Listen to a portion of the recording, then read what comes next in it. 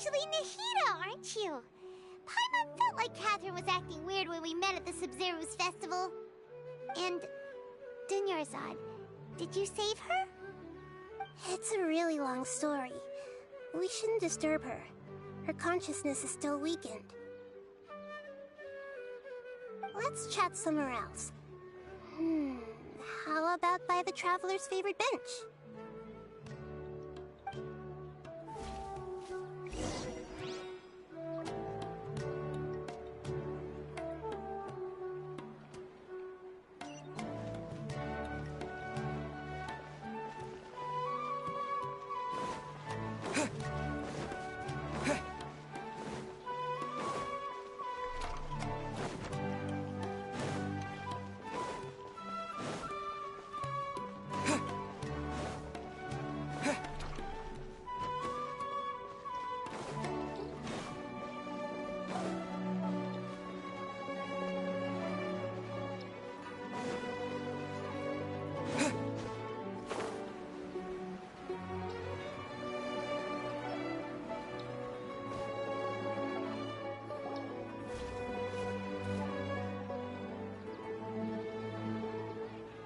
Talk about Dunyarzad first. It's such a relief that she's all right. After we parted on the last day of the Sub-Zero's festival, I left the city and saw what the Traveler had described. Among the countless dreams, I found one that was growing fainter and fainter. This proved my suspicion. Once Dunyarzad could no longer bear the Akasha harvesting her dreams, her consciousness began to dissipate. But this also meant it escaped the Akasha's control. Such a small fragment of consciousness can't last for very long, though. It will return to its original dream, where both will gradually fade until they completely disappear. I used all the power I had to keep her dying dream alive as long as possible, but it still wouldn't have lasted for much longer if it hadn't been for you two breaking the samsara. So it looks like we did manage to save Dunyarzad in the end. Not a moment too soon. Huh? Why are you two smiling so happily? I thought you'd be so moved that you'd start crying. Both are fine. Everyone reacts differently. All right. You two must have a lot of other questions for me, right? After all, you saved my faithful believer. As your reward, I will answer any and all questions. At the Avidia forest, there was this incense that made the Traveler fall unconscious and dream of a huge tree and a red sky. You also heard someone's voice, right? It said world and forget me. Yeah, so you do know! We've been wanting to ask you what that was about, and if the red sky was related to Conria. It seems like the Traveler established a connection to Irminsul. That was a message left by Greater Lord Rukkhadevata's residual consciousness in Irminsul. Perhaps her last... As you two probably know, Greater Lord Rukkhadevata disappeared after the disaster in Conria. The timings of these events do line up, so your suspicions are reasonable. A message from Greater Lord Rukkhadevata? We thought it was from King Deshret. King Deshret? That god who died even longer ago? Some present-day desert dwellers still worship him. You probably just heard some of their conspiracies. Okay, so what does the message mean? I still haven't managed to decipher it. Even the Akasha isn't currently capable of doing that. Greater Lord Rukkhadevata's residual consciousness in Irminsul seems to be contaminated with something that has a very dangerous aura to it. Many devoted scholars go mad as soon as they connect their consciousness. I've warned the Academia about this many times, but people still keep falling victim to it. But I believe this is the key to saving Irminsul. That's why I've kept trying to decipher it. So the tree in the vision was Irminsul? Oh, Tighnari also said that Irminsul is sick! Is it because of the contaminated consciousness? But Even if you can't figure out what that vision was all about, it seems like our search for you was all in vain. The traveler wasn't affected after coming in contact with that consciousness. I've never seen anyone like that. With you here, we may have a chance at deciphering it. No, we must decipher its secrets. I've already eliminated all other factors that might affect Irminsul. This is the only one left. This puzzle has life and death at stake. It could determine Irminsul's fate, as well as Tamat's.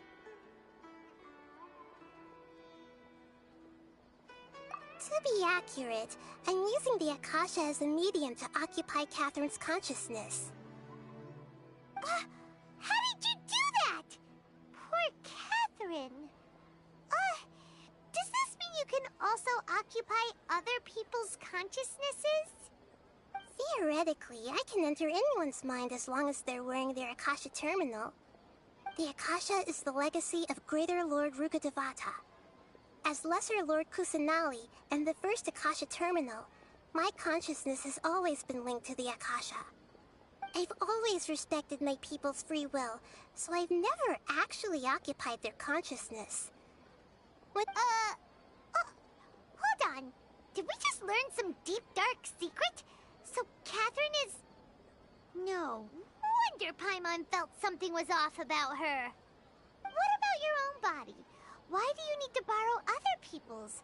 Don't you live in the sanctuary of Surasthana? That story begins a long time ago. After Greater Lord Rukkhadevata disappeared, the sages found my newly born self and took me back to Sumeru. At that time, I was young and weak. The sages kept me in the sanctuary of Surasthana, ostensibly for the sake of protecting me. But I've hardly heard from them since. However, I do understand that they had hoped to find Greater Lord Rukkhadevata instead of me, a symbol of her passing. So, the sages basically put their new Archon under house arrest? How dare they! Why don't you teach them a lesson, Nahida? In some ways, they aren't wrong. Greater Lord Rukkhadevata was omniscient and omnipotent. Even after her death, the Akasha is still empowering this nation. And I'm still really far away from being able to call myself the God of Wisdom. Moreover, the Academia is also more proficient at governing this country. Yeah, you got a lot of believers. Just look at the Sub-Zero's festival. Everyone who showed up truly loves you. Thank you for the kind words.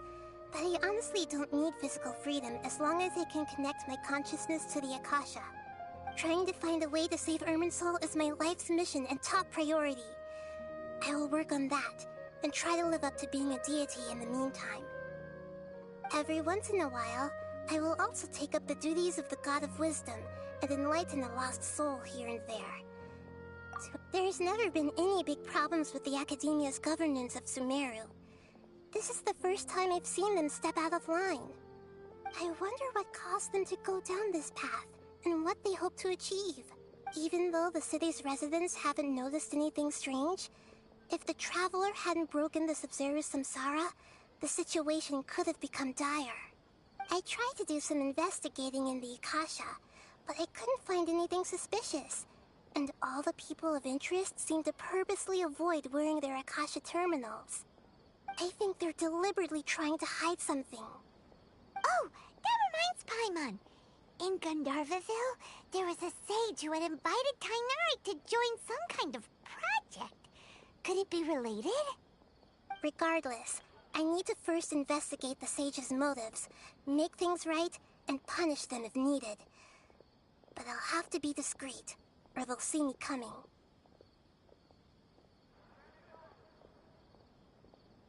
You mean how the Akasha stops you from having dreams? Yeah, it's been such a long time. No one's noticed something's up? It's not that no one noticed. It's more like no one cared. Ultimately, it's all rooted in the sage's misdirection. Misdirection?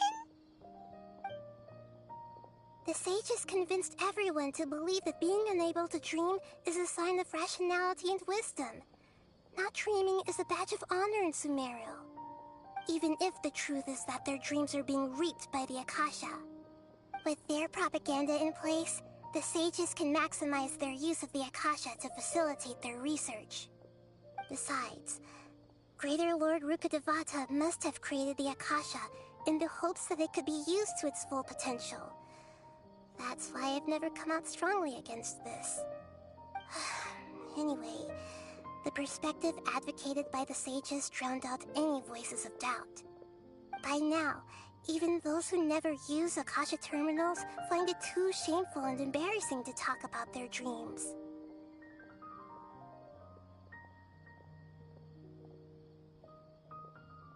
Got it. I hope my answers were satisfactory, seekers of knowledge. To be honest, maintaining Dunyarzad's fading dream took a lot of mental energy. I think I may need to rest for a while. Oh, and you don't need to worry too much about the sage's activities for now. The Akasha won't be able to conduct another project on the scale of the Sub-Zero Samsara in the immediate future. Go and get some sleep. Leave everything to us. What a relief. This is truly the most exhausting birthday I've ever had. Traveler? Paimon? Why am I here? Do either of you know? Maybe you were sleepwalking. You know you can't wake up a sleepwalker. We happened to walk by, so we thought we'd wait for you to wake up. I see. Huh. I should visit my maintenance personnel sometime. Oh, I'm fine. I better go. Thank you. We've spent quite some time in Sumeru City, but ever since we last said goodbye to Lesser Lord Kusanali, we haven't heard anything from her. Oh, we can't just keep waiting around like this. Let's go find Catherine and pick up some work so we can at least keep ourselves busy.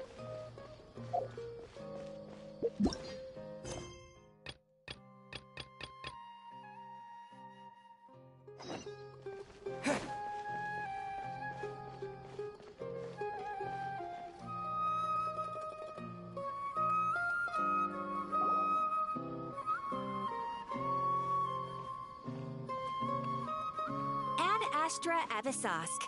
We meet again, you two. Hi, Catherine. Do you have any commissions for us today? Commissions, huh?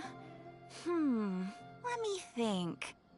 Oh, how about this? Please attend the Academia's Academic Symposium this afternoon and recite a love poem on stage. Wait, say what now? And if possible, please also use your camera to capture the reaction of the audience upon finishing the poem. Huh? What kind of commission is that? I see. It appears that you're not interested in this commission. In that case, please go to Port Armos and convince the Eremites there to spend some time volunteering at the local orphanage. Hey, that's not any better. I'm sure the mercenaries will have some interesting reactions as well. Paimon's gotta ask. Just who exactly has been submitting these commissions to the Adventurers Guild? Oh, the commissioner? Well, actually, I just wanted to see the two of you in action. Was it so obvious? I was hoping you would actually take one of those commissions. That kind of chance to observe humans doesn't come by often. Ah, so it's Nahida. Paimon just knew Catherine wouldn't crack those kinds of jokes. When did you get into her head? From when she said, Ad Astra Abisask. So it's been you this whole time? Are you done resting up, Nahida? Yes. Yes. I've been sleeping ever since we parted ways, and I even had a really, really long dream. It was another dream about the Seribu festival, except it was a happy one. In my dream, I was sitting in the middle of a flower terrace, and everyone in Sumeru City was holding hands as they danced in circles around me. They danced round and round, and everyone looked really happy. I also got to sit on a gigantic flower carriage. Ferris, the Knight of Flowers, raised me really, really high above the ground, and I was throwing an endless amount of Yalda candies at the children. You know, Nahida, maybe your dream is how the Seribu's festival really should be. It's meant to be a joyous time where everyone gets together to celebrate your birthday. Huh? Wasn't I describing a really happy dream? Why are you both looking at me like that? Wait, could this be an example of the emotion known as pity? No, we aren't pitying you. That would only make everything worse. We just don't want you to feel too sad.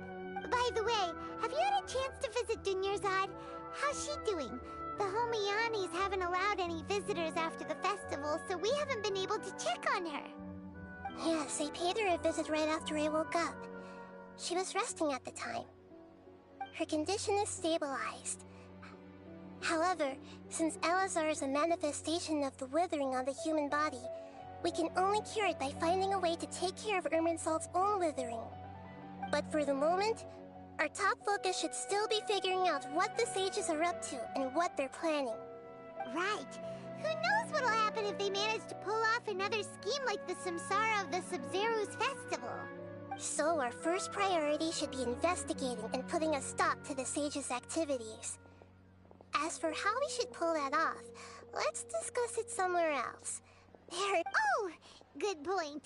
Sorry, adventurers. We're gonna be borrowing Catherine for a little while.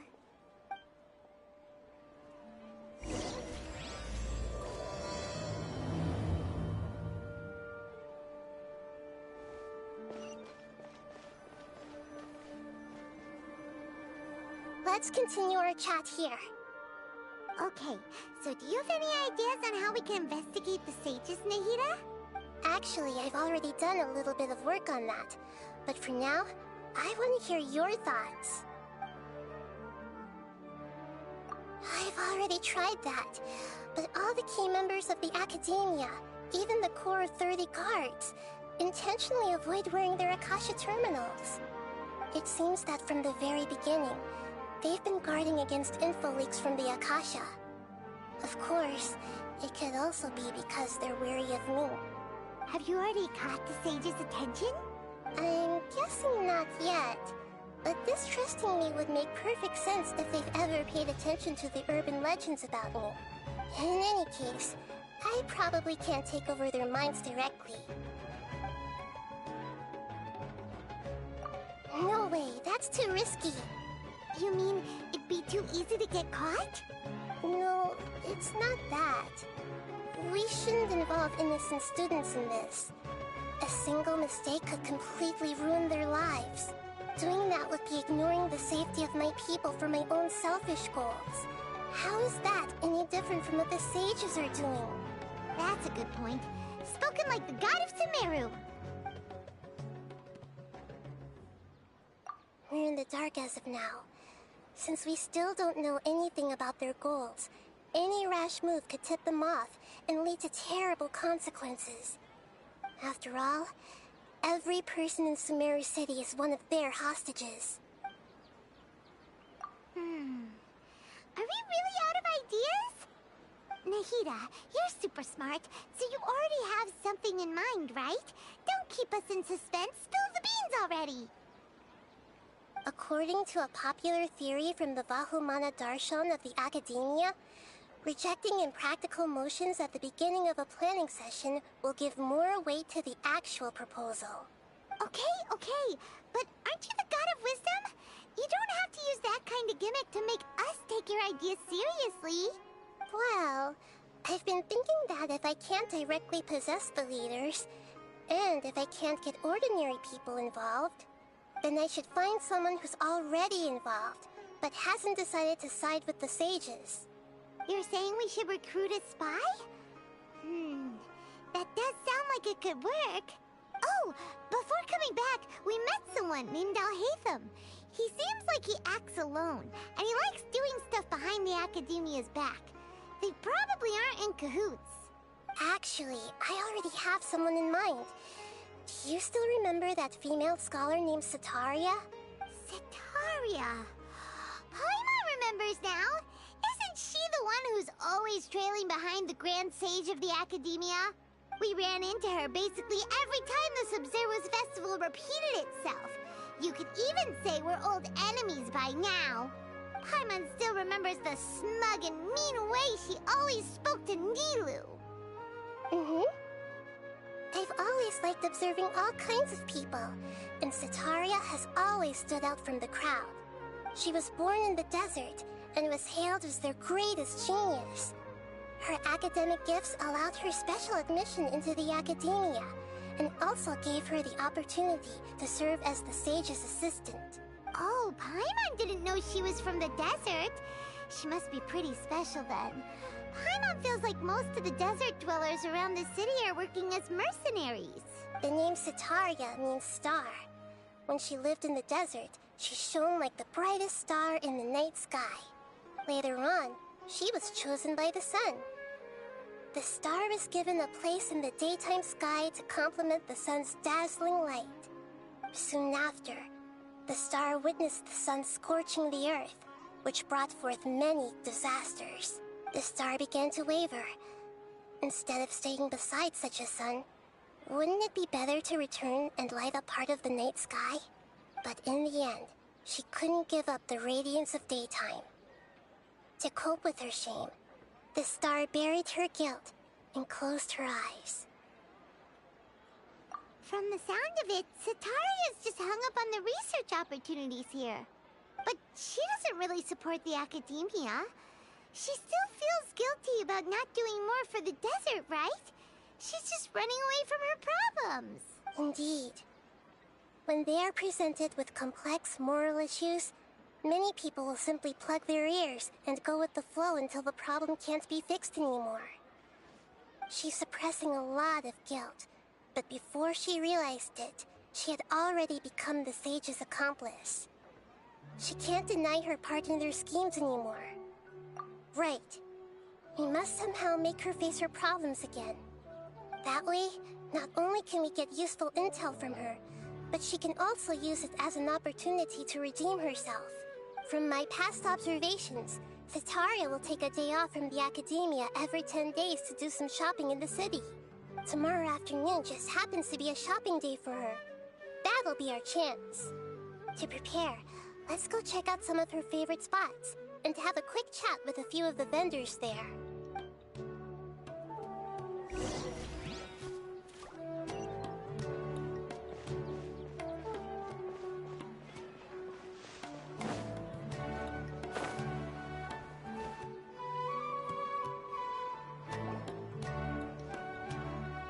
This should be Setaria's favorite fortune-telling spot. So should we ask the fortune teller about Setaria? No, I already have enough information on Setaria. The most important thing now is for you to pay attention to the vendor's talking style and... Talking style and key characteristics? My poor lost lambs, have you become troubled over your fates?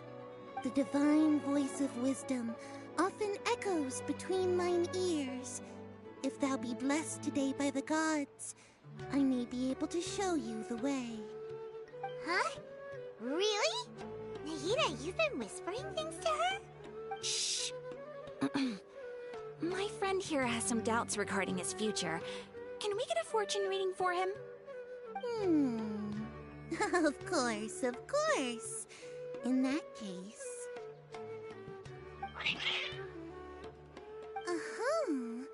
It would seem that Harut and Marut are quite wary of you. Perhaps, at some time in the past, you have somehow offended the gods. Only mocking the god of Animo, questioning the Lord of Geo's financial savviness, and brawling with the god of Electro. Do those count? Hmm? Oh, nothing. Go on, pick an aspect for her to divine. Love prospects? No problem at all. The gods have spoken. The truth shall be revealed. One who is fated to cross your path will appear on... Huh? So many people will fall for you. How could that be? Marut, did you two spoil my divination? I've never read a fortune so absurd. Actually, Paimon thinks this is probably the most accurate fortune-telling you've ever done. I admit that the orientation of today's celestial matrix is, suboptimal. As such, there will be no charge. Is that so? Well, If you were to bring some food offerings for Harut and Marut on your next visit, perhaps they could help you reverse the wheels of fate.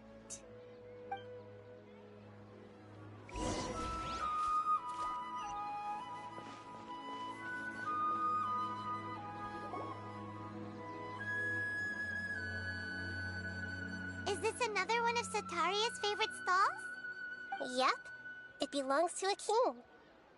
His father helped Sataria a lot when she first moved to Samari City, so she still comes by whenever she has time.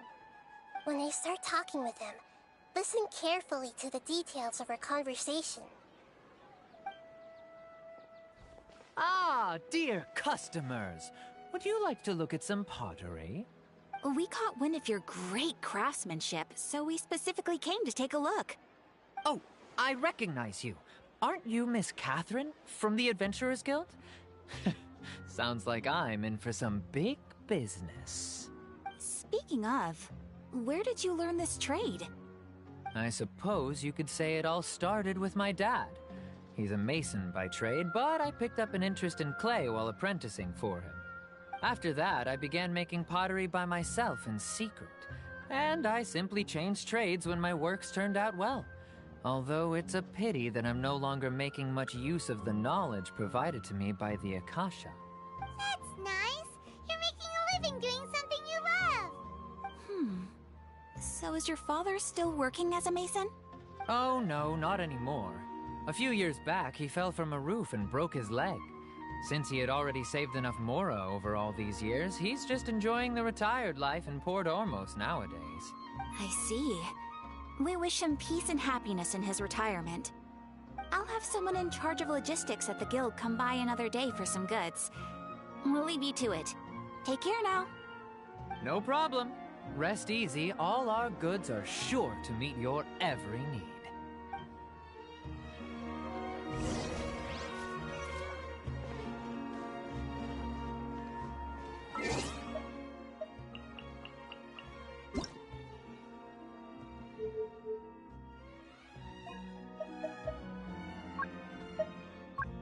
Paimon coming in! Paimon coming in! Is this level okay? Can you hear Paimon?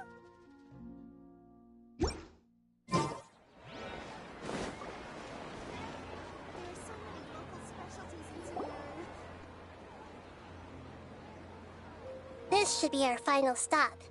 Sataria's always thinking of this restaurant when she's working at the academia, so she always comes by whenever she's out in the city. Nahida, you've really thought of everything!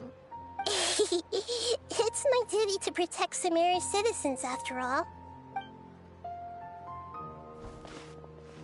Hi there. I feel like I've seen you down by the docks before. Huh? Sorry, I don't quite remember.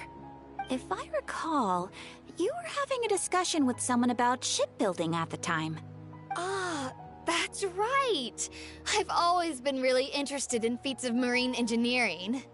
After all, I grew up in Liyue Harbor and spent my entire childhood staring at the ships going in and out of the port. I came to Sumeru to study, but failed to make it into the academia due to my lack of talent. But I'm still discussing all kinds of problems with different scholars. And I'm continuing to study and perform research from the restaurant's basement. I'm sure I'll get into the academia after their next round of exams.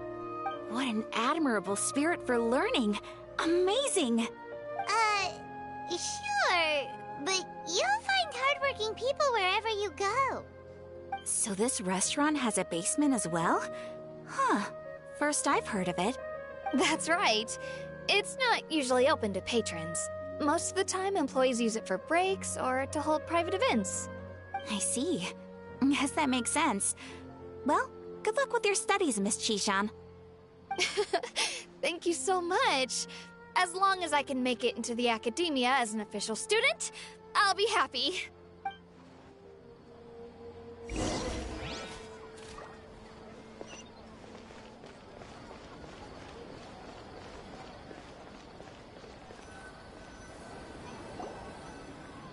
So, was that everybody? Mm-hmm. 3 familiar faces should be enough for Sataria. What's the point of all the information we've collected? Nahida, you still haven't told us how you're planning to make Sataria face her problems. Sataria is already used to avoiding her problems, so we must find a way to break through her usual sensibilities. I remember you mentioned that the Eremites in Port Ormuz are all making a fuss about the upcoming resurrection of King Deshret. Although it's all just a boatload of nonsense, the fate of her homeland may turn out to be Sataria's soft spot. Oh, Paimon gets it now. You want to take advantage of the guilt Sataria feels about her homeland. Although she knows she should return home to help the people of the desert, all she's done is conspire with the sages. So how do we set that up? Well, King Deshret is long gone, and Sataria is also too smart to fall for any simple tricks. If we simply engaged her under the guise of King Deshret's believers, she would definitely be wary of us, and we may not get anywhere. But if we were to borrow some of her close acquaintances to talk with her, her reaction would probably be very different. So, you mean you're going to possess those people we just talked to? Yep. Possess them through the Akasha. Imply they've already converted to the faith of King Deshret, and then convey our made-up will of King Deshret. As long as everything goes smoothly, we'll get through to Sataria for sure. She'll never guess that we had anything to do with it. So that's how you're going to use all the info we collected on these people. It's so that you won't slip up and break form. Possessing them will only work if you can manage to pass off as them. Exactly. So, best of luck with impersonating them. Huh? Best of luck? But we don't know how to possess anyone. That's no problem at all. I'll just share all their senses with you once I've possessed them. As long as you're also wearing an Akasha terminal, the effect will basically be as if you've possessed them yourself. Huh. That is pretty convenient. But why does he have to do this? Can't you do it yourself? Although I've been observing humans for a while, I've never been good at imitating them. You're not wrong. It's always been painfully obvious whenever you try to pass as Catherine. If it was at all possible, I would have preferred to leave these people alone. But seeing how things are now, I probably should just accept it and push on.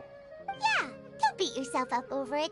We're only doing this to help everyone, and we'll only be borrowing them for a little while anyway. Alright, then let's give it a go tomorrow afternoon.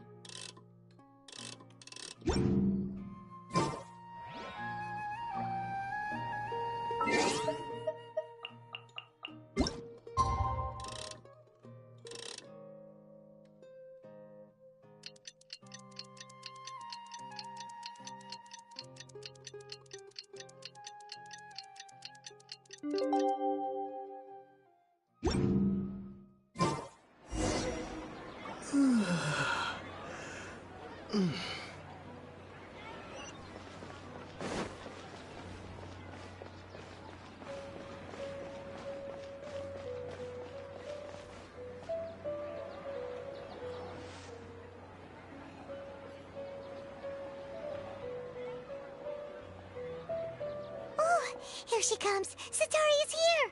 Let's quietly follow her. Once she starts talking to her acquaintances, we'll find a safe spot to begin possessing them. As for how we'll sway her to our side, I'll leave that to you. I trust you'll know what to say. Paimon's starting to feel kinda nervous. Okay, let's go. Looks like they've already started talking. Let's find a hiding spot and get started.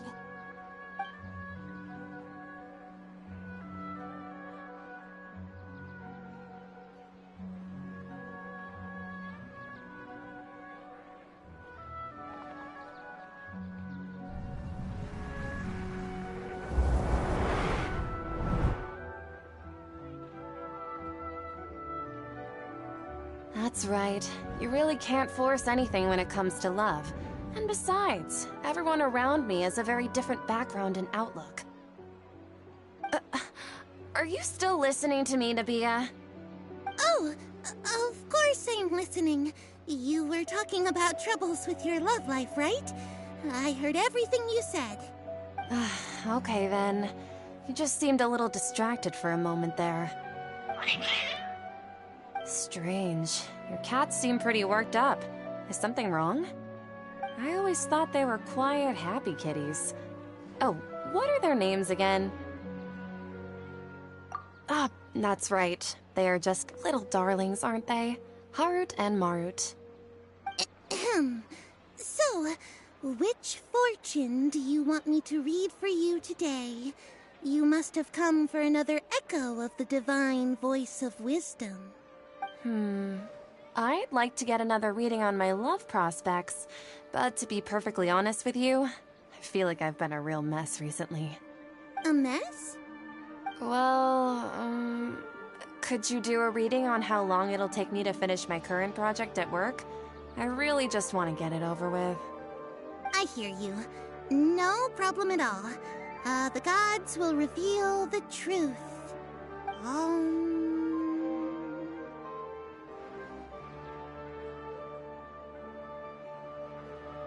The gods are asking, Setaria, why haven't you gone home? Why haven't I gone home? Do the gods really know everything I've been thinking about? Setaria, why don't you just go home? It's a demand now instead of a question. The gods seem to be truly upset. I'm sorry. I know I failed the gods. Please pass on my most sincere apologies and ask for their divine forgiveness. And, if I may ask, Nabia, is there a specific god who's speaking to you right now?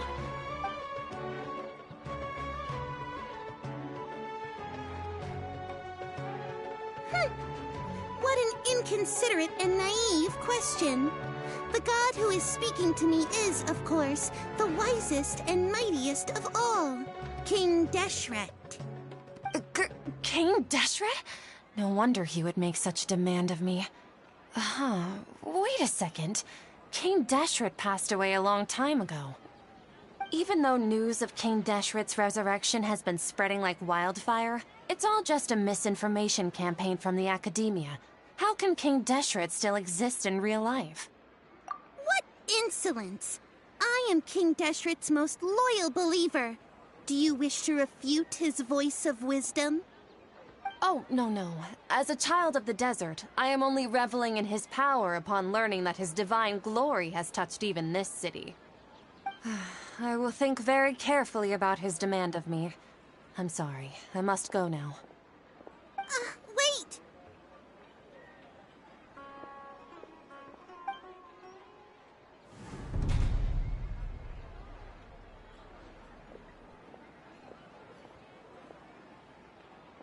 Whoa! She just ran off in a hurry. She looked pretty upset, too. Well done. Setaria didn't seem to suspect anything amiss. To have something she's been trying desperately to avoid show up out of nowhere and berate her, that must have shaken her to the core. Aw, Nahida, it seems like you understand human emotions really well after all. All I know are some abstract Harabatot theories. And in any case, My time with you has shown a lot of them to be utterly useless. I'm still trying to make sense of everything. Anyway, enough of that. Let's hurry and catch up to Sataria. He's at Akeem's now, right on cue. Let's get ready to possess him right away!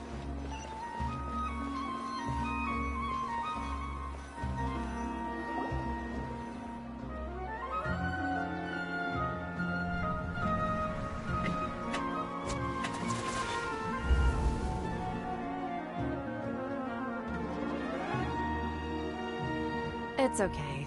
I just got caught up in something. Oh, actually, didn't you ask me to help you look for work? What kind of work were you looking for again? Oh, right. Your old man's craft. How could I forget? Speaking of, how's he doing? Is he feeling any better?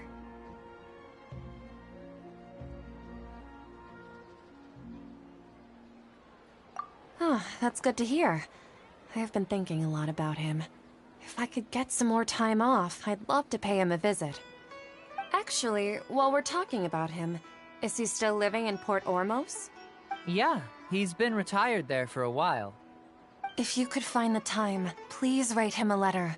Let him know that recently, faith in King Deshret has taken root in Port Ormos and has begun to spread across Sumeru. He has a quick temper and has always been a devout follower of the Dendro Archon. I don't want him to get into a fight with those King Deshret believers because of a difference in beliefs. Oh? So, who are you siding with in all of this? The Academia or King Deshret? I'm so jealous of you.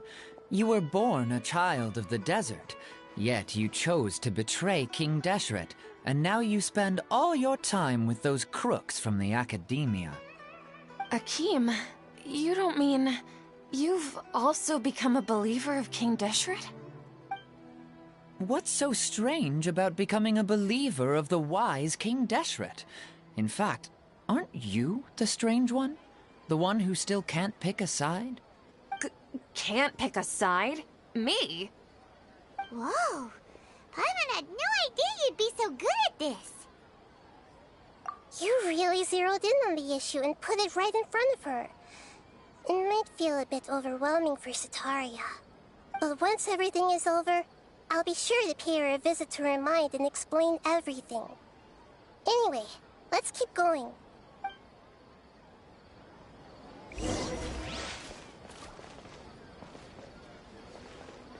Come on! Sataria's already started talking with Shishan!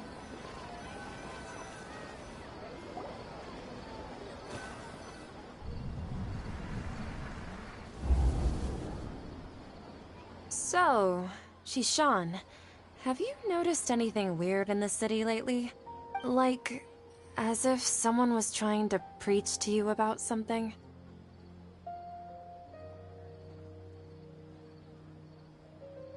Oh, right. Speaking of strange things, I celebrated the Sub-Zerus festival so many times that I lost count. That was really weird. Wait, how could you be aware of that? That should be impossible. Nothing in the report indicated anything like that. Are you still failing to realize that the Academia's lowly tricks could never deceive all of Sumeru's citizens? Shishan, don't tell me that you've converted to King Deshret as well! What an absurd question. You make it sound like I should be ashamed for becoming a believer of King Deshret. In reality, shouldn't you be the one who is ashamed? You, who works side by side with the Academia, and treated people as nothing more than experimental subjects? Please, please stop! Even now, Sataria's still trying to run from her problems. She can no longer justify everything to herself. Hey, she's trying to talk to the guards! What should we do? This is the most important part of all. Quick, get ready. Mercenary, you're a member of the Corps of 30, correct? Please help me pass a message to the Matcha right away. The situation in the city is getting out of control. Please, try to remain calm, miss. Tell me what's happening in the city. Heretics are infiltrating the city, and they've already converted many residents to their side. Heretics? What kind of heresy are you talking about? King Deshret! Many people I know have suddenly started believing in him, but he's long dead. It's impossible. Miss Sataria, nothing is impossible. You know my name? King Deshret is immortal, and all who defy him will one day pay the price. You must face the truth, Sataria. You tread a treacherous path, and the longer you ignore it, the tighter the Academia's grasp on you will become, and the deeper you will be ensnared. Child of King Deshret, Never forget that the desert that belongs to you lies elsewhere. What's so strange about becoming a believer of the wise King Deshret? In fact, aren't you the strange one? The one who still can't pick a side? What an absurd question. You make it sound like I should be ashamed for becoming a believer of King Deshret. Sataria, why haven't you gone home?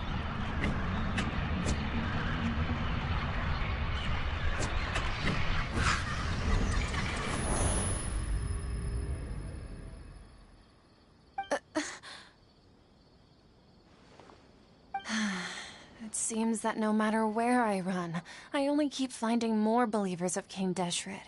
I have to say, this is a familiar feeling. I've also been running from my guilt this whole time. Guilt over my part in the Sage's plans, and from ignoring the letters from the children of my homeland. But no matter how much I may try to ignore or get rid of it, my guilt always comes back. You won't necessarily lose your research opportunities by facing the truth. Besides, did you really want to conduct your research while carrying such heavy feelings of guilt? How do you know me so well? Are you truly just a believer of King Deshret? Or are you the god himself? That's not important. The important thing is to pass judgment on the Academia and its sages, and to correct their mistakes.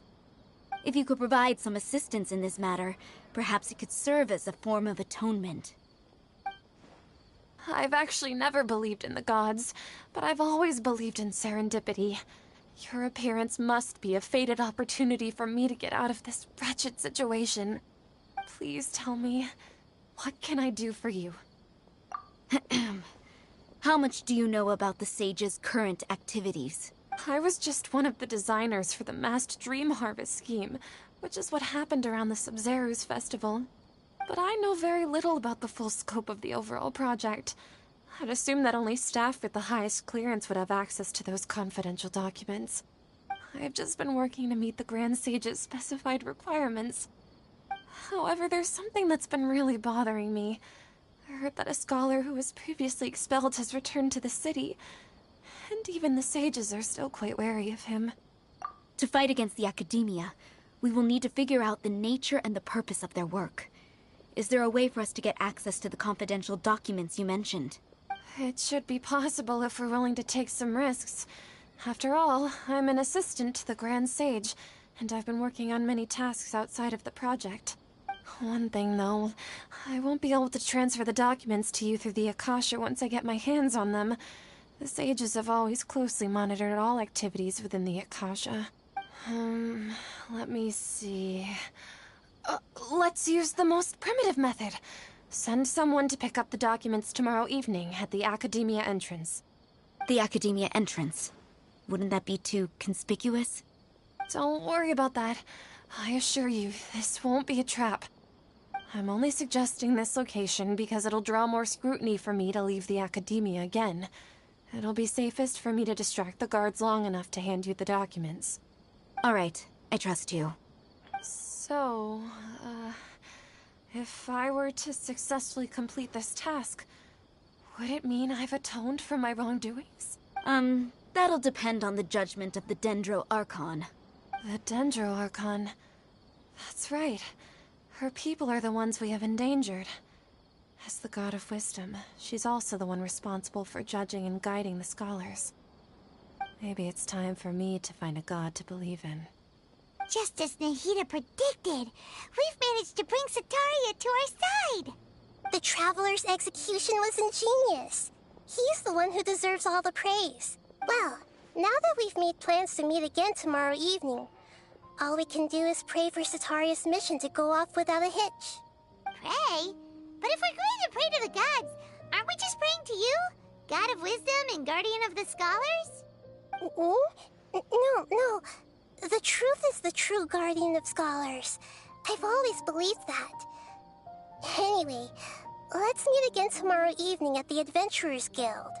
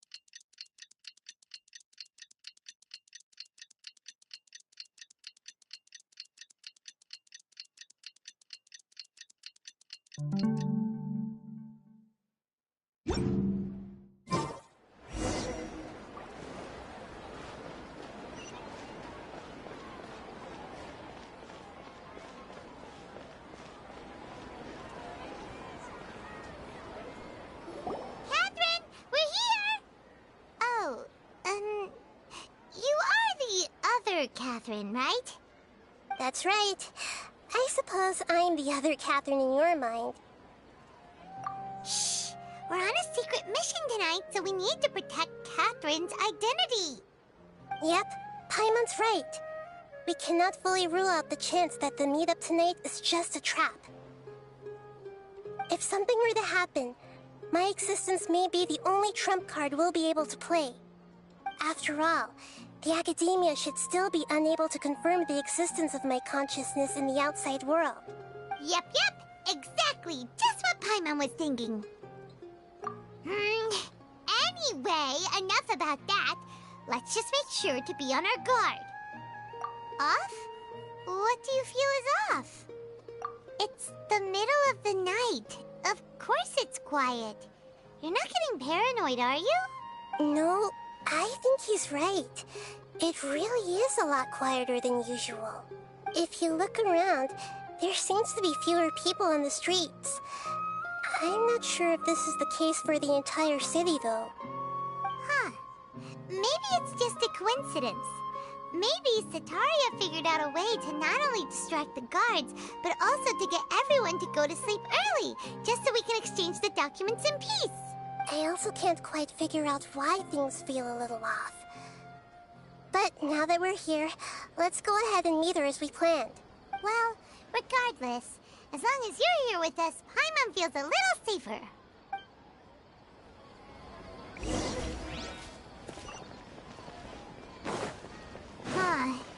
There really aren't many people out right now. Let's hope it'll be this quiet in front of the Academia, and that Sataria managed to distract all the guards.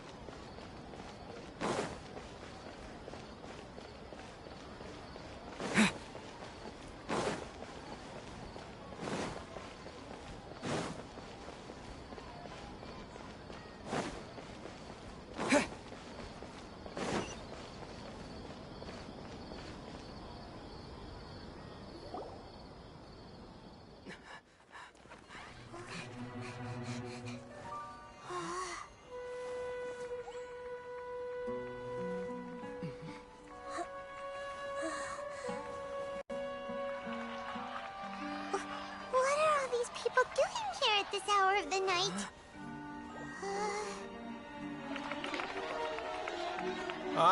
The triumphant hero returns at last.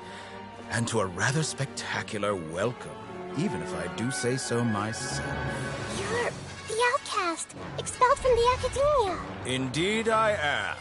Although these days they tend to call me the Doctor.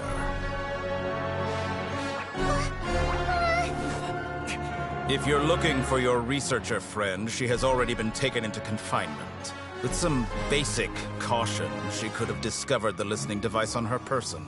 Clearly, she lacks the degree of rigor expected of a true scholar.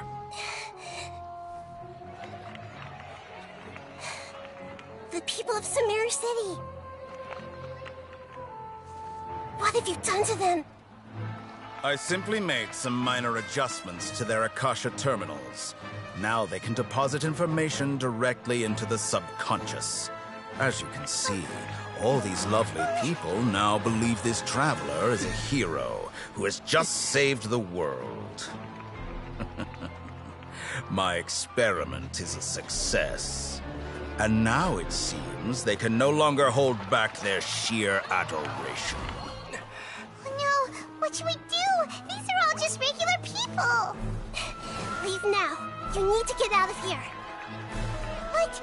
That guy's a Fatui Harbinger! We can't just leave you here! Nor can I abandon the people of Sumeru!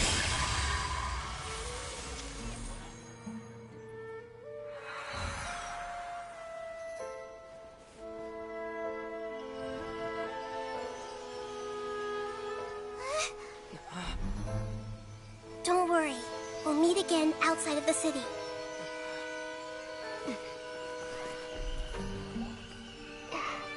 I see. You appear to have overridden their mental faculties with your own consciousness. To possess such a powerful mind, you must be the god of wisdom.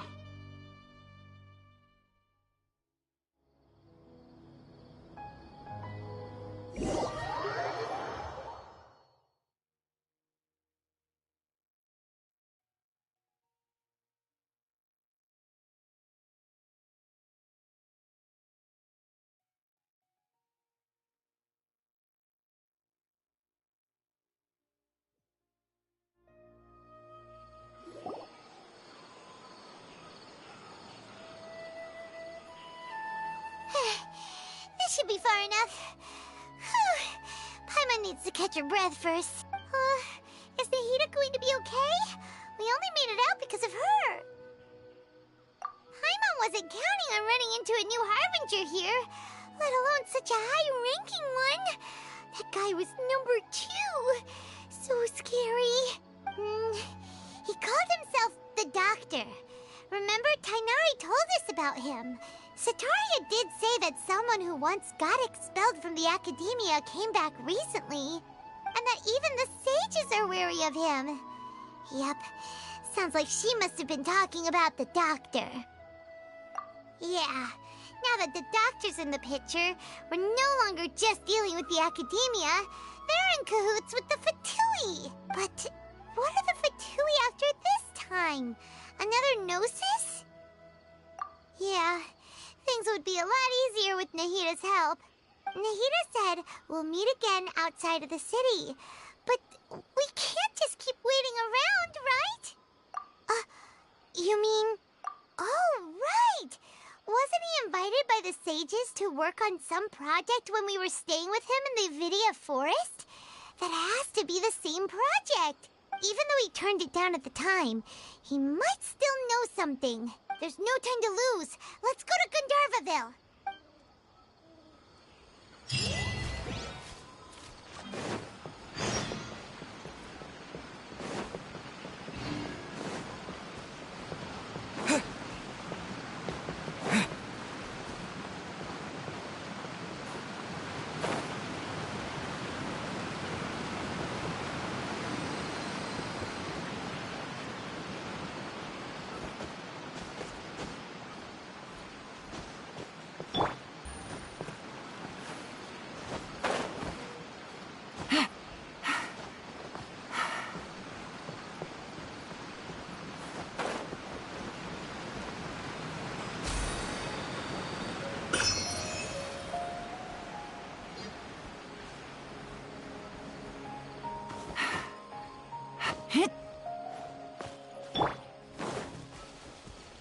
Propagate!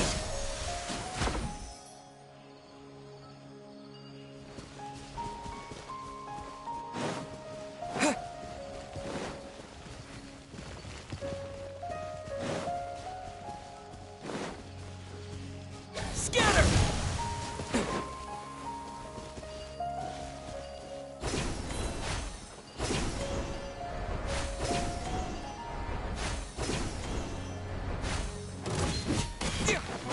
Germinate!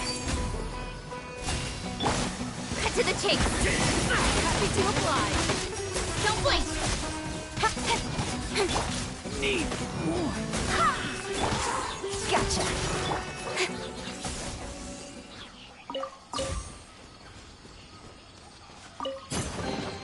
Not bad, as far as treasure is concerned. Propagate!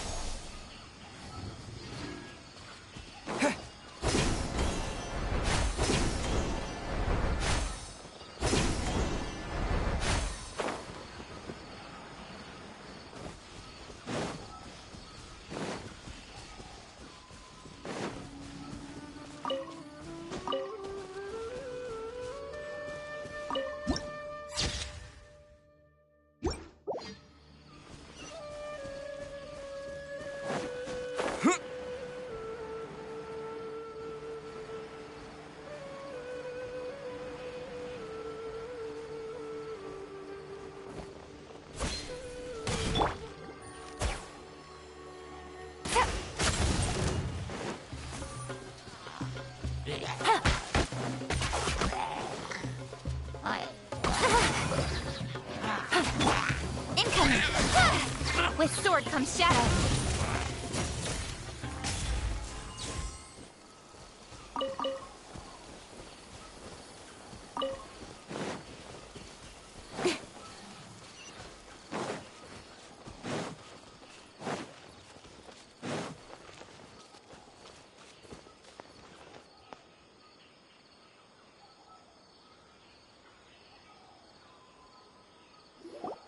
Hold it right there.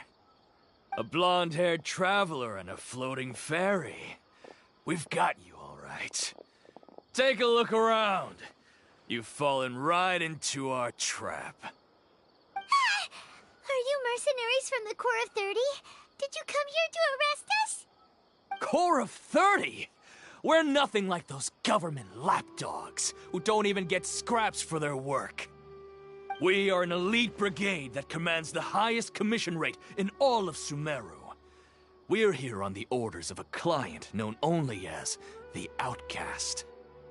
The outcast? An outcast from the academia? But why wouldn't the doctor just send the Fatui after us? Still wasting time on idle chit-chat. We'll shut you up soon enough. Get them! You're up, traveler!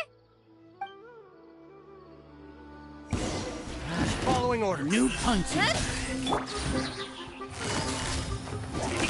Quietly now. Take that! Speed of light. Hey! Propagate! Cut to the chase. New punching. I swear by my sword. Go as planned! Where do you think you're going? Busted. With sword comes shadow. Don't blink. It isn't over yet! Here comes reinforcements!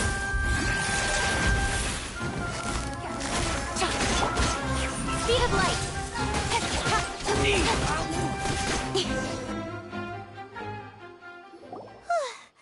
That was pretty rough. Is that what elite mercenaries are like? Yeah, looks like we'll have to keep our guards up. But this doctor guy seems like a pretty tough opponent. He knew exactly where to set up an ambush. Did he predict that we would try to find... Going up against smart people is tough. Anyway, let's keep going.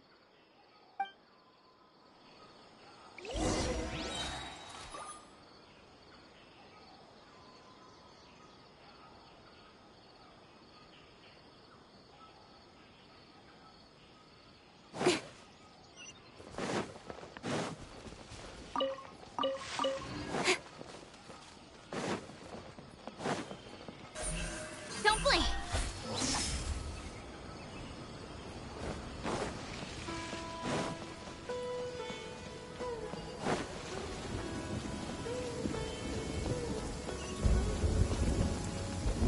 Quite a downpour. Nothing will get done until it clears. Oh! It's the Traveler and Paimon! What are you two doing back here? Kale! It's nice to see you again!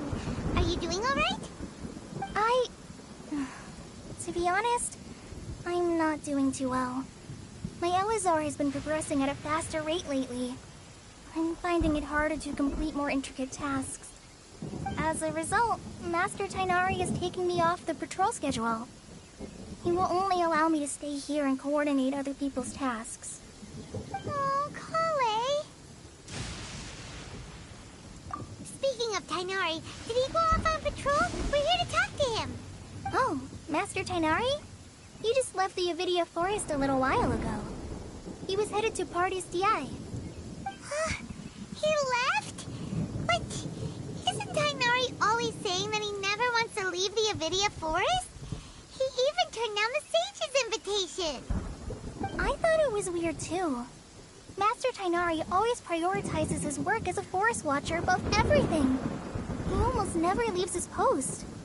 He left in a hurry this time, though. No, I only found out that he left through a message he left behind. He also made sure to delegate all his tasks using a schedule. To leave in such a hurry? I'd guess he had something urgent to take care of. Master Tighnari originally studied in the Immorta Darshan of the Academia, and Partis DI is something like the Immorta's research base. Many rare shrubs and grasses have been planted there for research. I know that before he became a forest watcher, Master Tighnari once spent a long time conducting research at Partis DI. A research base, huh? Gotta wonder what kind of research Tighnari just decided to work on all of a sudden. Oh, we don't have a lot of time, so let's go look for him at Party's DI.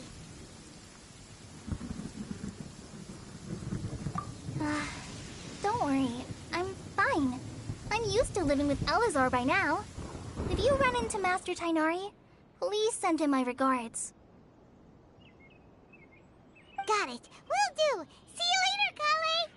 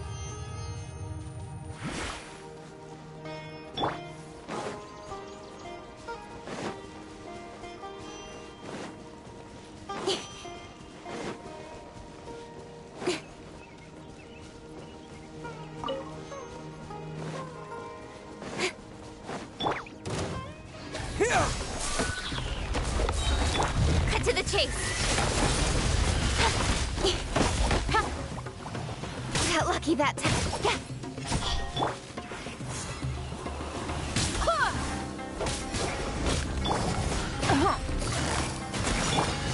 Germinate! Incoming! Game's up.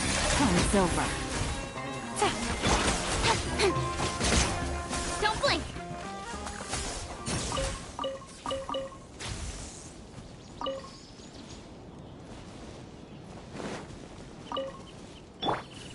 Propagate!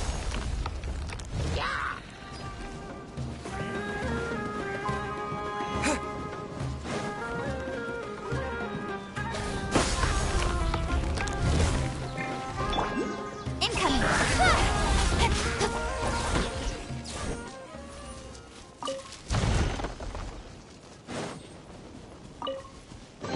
Not bad, as far as treasure is concerned. Here!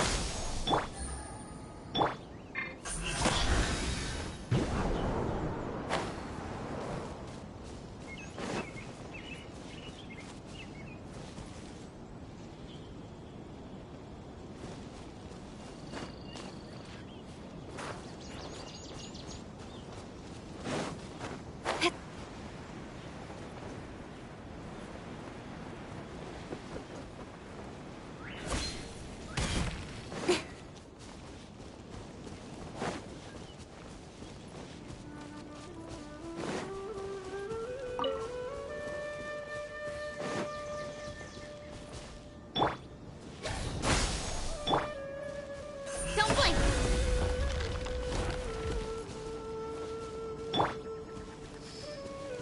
Scatter! Incoming!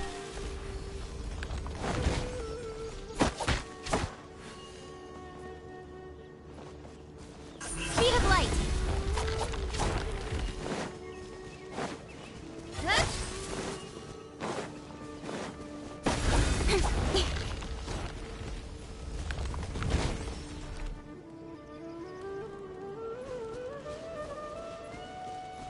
Incoming!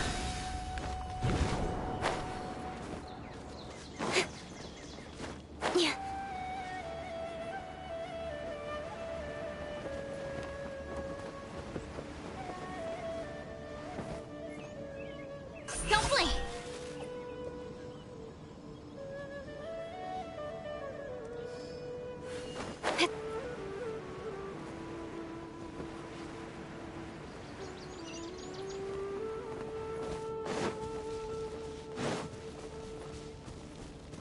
Incoming!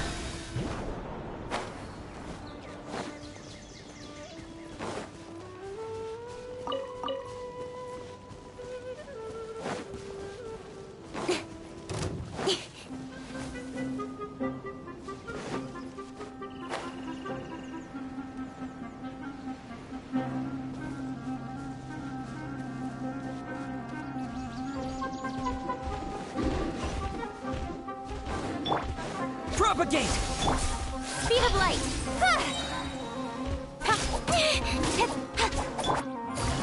Busted! Don't blink!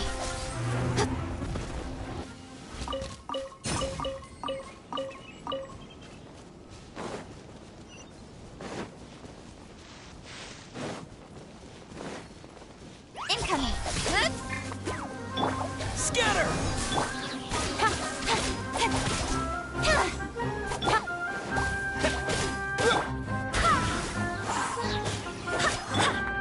Gotcha!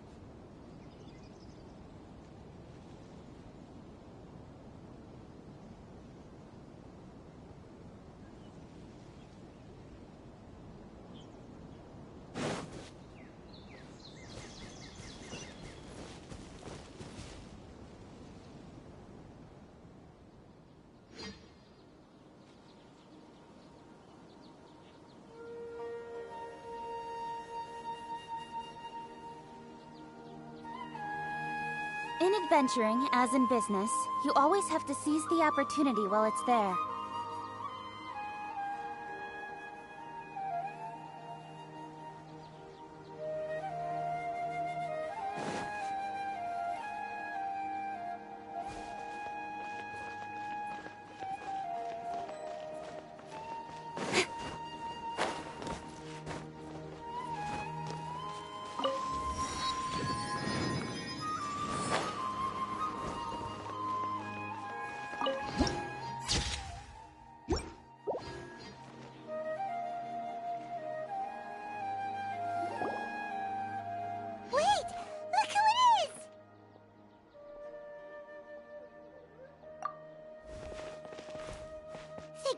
You're okay. We were so worried about you.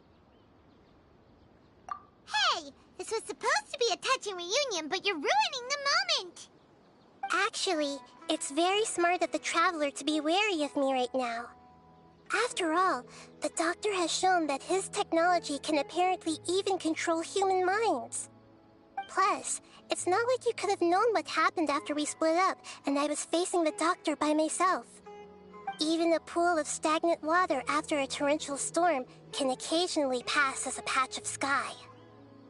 Paimon feels like only the real Nahida could come up with such an obscure analogy. Huh? But I wasn't trying to win your trust or anything. All I wanted was to clarify my point. Well, we understand that point now. Please, Nahida, tell us more about what happened. Are those poor people all right? When you left, I was still in the middle of restoring everyone's minds. Thankfully, when the Doctor mentioned depositing information into the subconscious, he didn't mean engraving information into their minds. Instead, he did something closer to creating hallucinations. That was still within my power to fix. Luckily, I managed to finish my restorations and mind jump away from him just as he was about to capture me. Whew. What a relief. The Doctor sure pulled out some hidden cards, but good thing we had Nahida with us. I wouldn't be relieved just yet. I gave away my true identity when I restored everyone's minds, which means we've lost another one of our trump cards. Also, the Doctor is already an expert at modifying Akasha terminals. Maybe it's only a matter of time until he captures my consciousness inside the Akasha. Would that mean you'd no longer be able to jump between minds? Then how do we stop him? He's still at the Academia, so it's possible he already started messing with the Akasha. Ugh, it feels like he's toying with us. What a nasty piece of work. Plus, the Doctor's combat ability alone is apparently enough to make him worthy of being number 2 of the Fatui. We shouldn't give up hope just yet. Let's try to find another way to attack this problem. Actually, Nahida, how did you know we were trying to get to Party's Di? Have you been waiting for us? Yes, I have. I can see the Traveler's elemental energy, so I deduced your destination by looking at the direction you were moving in. You didn't come here for sightseeing, right? Did you find any leads? We're looking for a scholar we know. His name is Tainari, and the sages once tried to reach out to him. Why don't you come inside with us and see what we can find? Okay. Let's just hope we won't get him into trouble.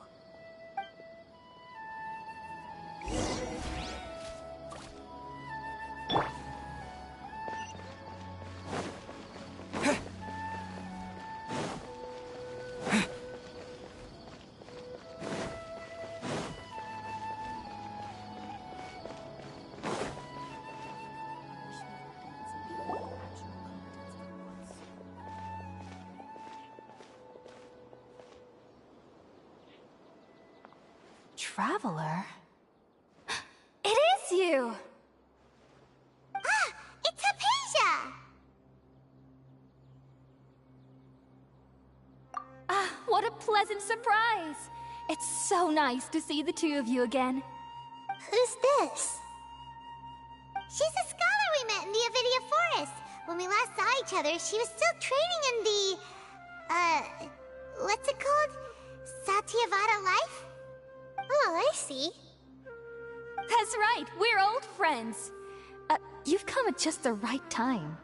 Ever since I've come here, hardly anyone has even talked to me. Hypatia, you're way too excited about this. Actually, for you to leave the Avidia Forest means... you're not in training anymore? Wait, no. Did you already finish your training and reach Pariporna life? What do you think? My consciousness has already managed to make contact with the divine. You did it! Congratulations! It's so exhilarating to share this sublime joy with others at long last! When my consciousness made contact with the gods, what a supreme and unparalleled experience that was! That sounds incredible!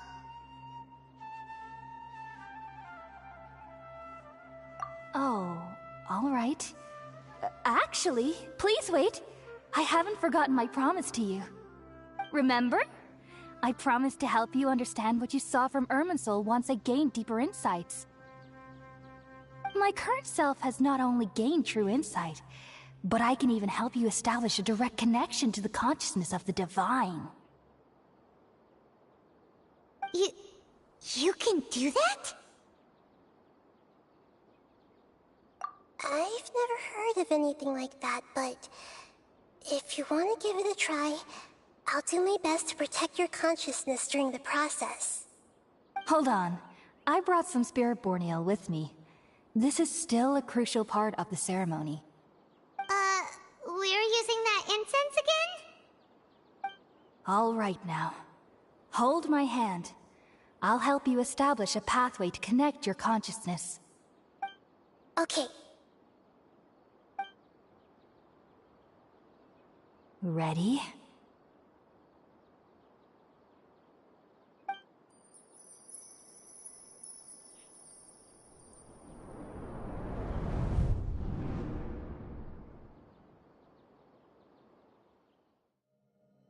It took 3 betrayals for me to finally understand. The world is just an elaborate tapestry of lies. My fury will never be quelled. The first to betray me was a god. My creator. My mother. Valuing strength above all, she saw no worth in me and I was discarded. The second was a human. My family. My friend. Consumed by fear, he saw me as an abomination. The third was one exactly like me. A hope for the future. A fledgling barely out of the nest. Powerless before his mortality, he broke his promise to me. Humans, they can't be trusted. And the gods fill me with pure loathing. So I said good riddance. I denounced the world and laughed in its face. My chest will never again be defiled by worldly filth. I will scrub away every last trace of human emotion. Then it will be empty, a blank slate, and ready to receive a supreme gnosis, brimming with pure divinity.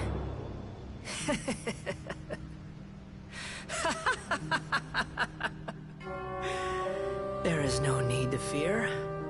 The pain will be brief. Your era is coming to an end.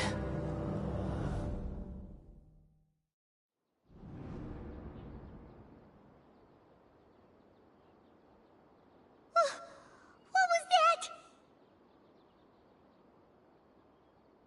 Did we actually just see the Balladeer's memories? Everything matches what we know about him. But how is he connected to the divine consciousness that Hypatia was talking about? You saw it, right? You felt it, right?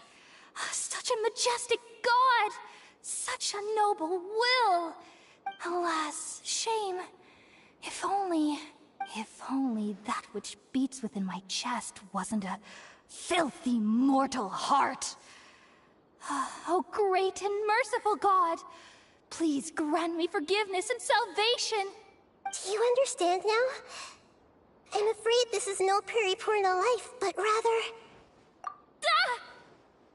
You... Why are you so mean to me?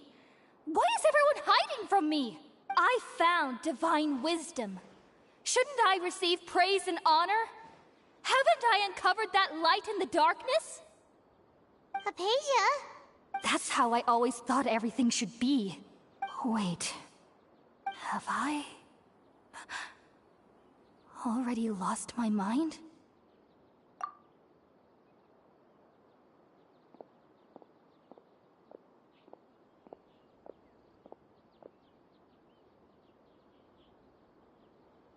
Wait, something isn't right.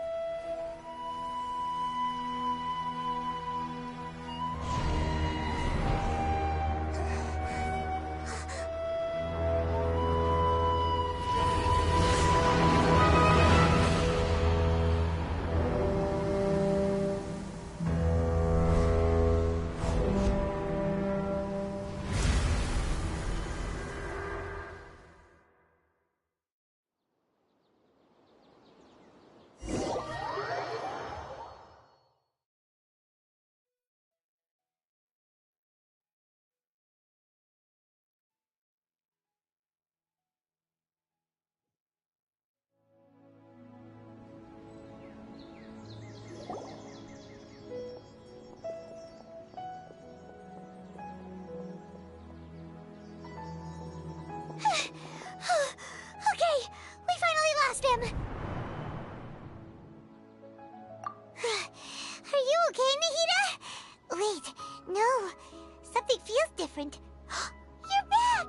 Oh, the Traveler's back? Nahida was controlling your body for a while.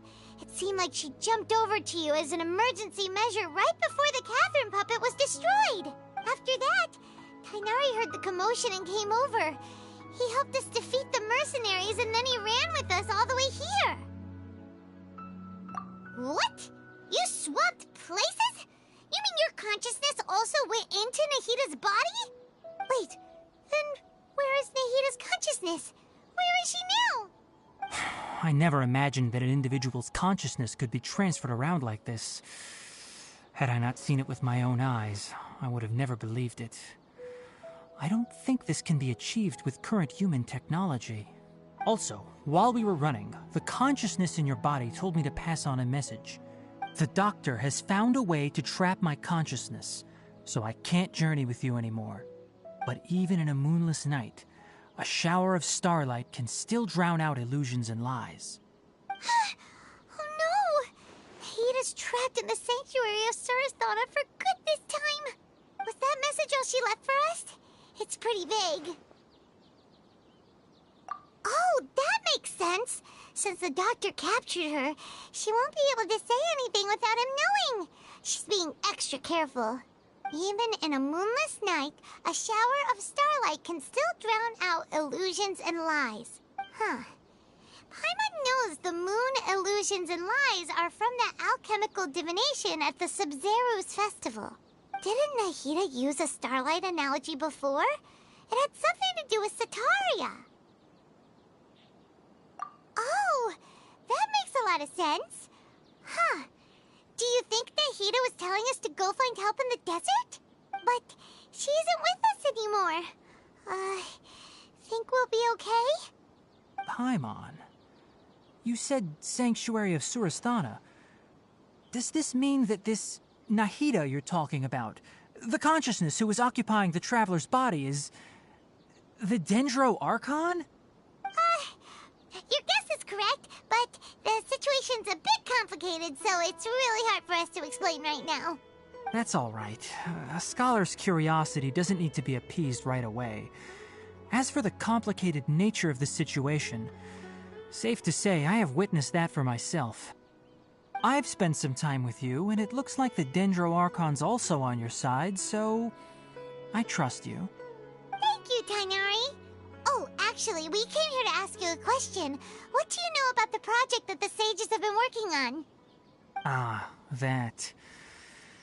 While I was indeed invited to join that project, the sages were always secretive about its scope and goals, so I eventually declined. All I know is that that project has something to do with the restoration of Irminsul.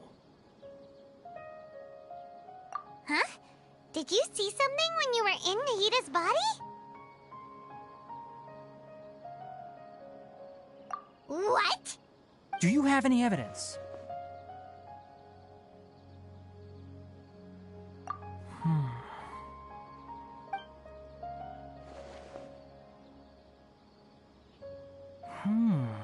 So that's what happened. That explains why Hypatia's symptoms were different from those of the other scholars who went mad. It's because she made contact with the consciousness of a new god who is still in the process of being born. Tainari, did you leave the Avidia Forest because of Hypatia? I did.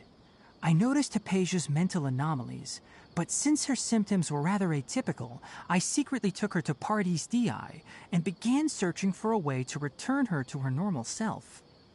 If I didn't take action, Hypatia would have already been taken by the Matra to the desert, doomed to a life of exile at Aru village. Now that you mention it, I knew the Academia has never thought particularly highly of Lesser Lord Kusanali, but I still didn't expect them to do something as arrogant as creating a new god. Looks like I made the right decision by not accepting their invitation. The Doctor and the Balladeer. We have 2 Fatui Harbingers in Sumeru. Sounds like we're in for a bad time. From your description, I don't think they've completed their project. There may still be room for us to intervene. But then, what is the connection between creating a new god and restoring Irminsul? Yeah, it feels like we're still nowhere close to figuring out the sage's goals. Right, we've pretty much gone over everything we need to know, so we should head out. How about you, Tainari? What are you going to do? I'll stay here for now. I still want to try a few more things to help Hypatia. If you're planning to go into the desert, start by heading for Caravan Rabat. That'll be your fastest route. Come find me here if there's anything else I can do to help. May the spirit of wisdom go with you. Thanks, Tainari. Hopefully Hypatia will feel better soon. We're off then.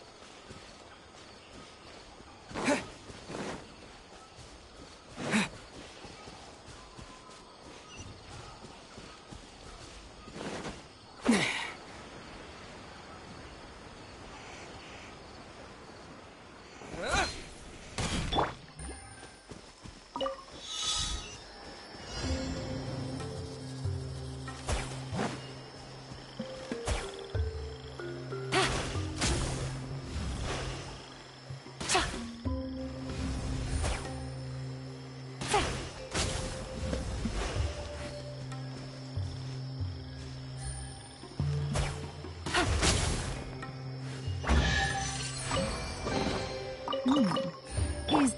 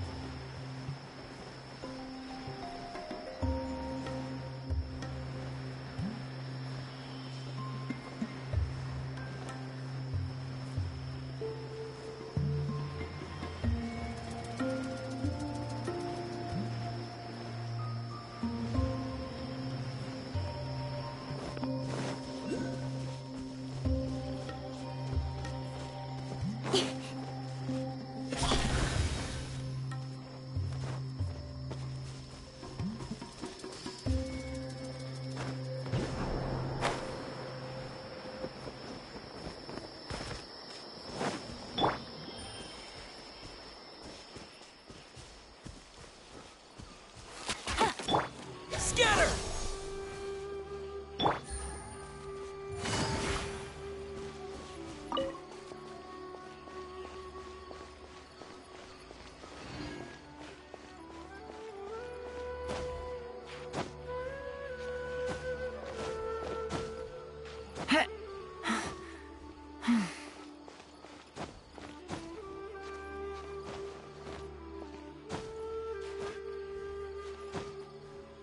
Yeah.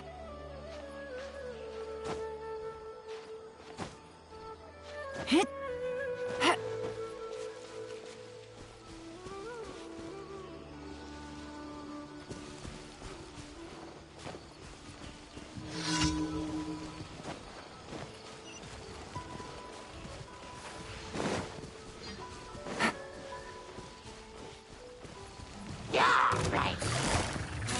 Busted. Incoming. Hit. Yeah. Ha. Huh.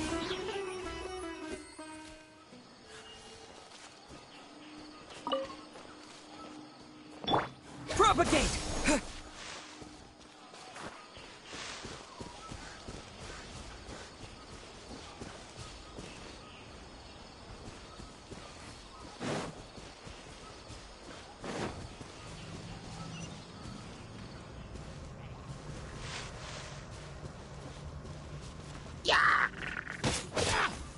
Scatter! Don't blink. Hey. Hit. Barely escaped. Gotcha. Propagate!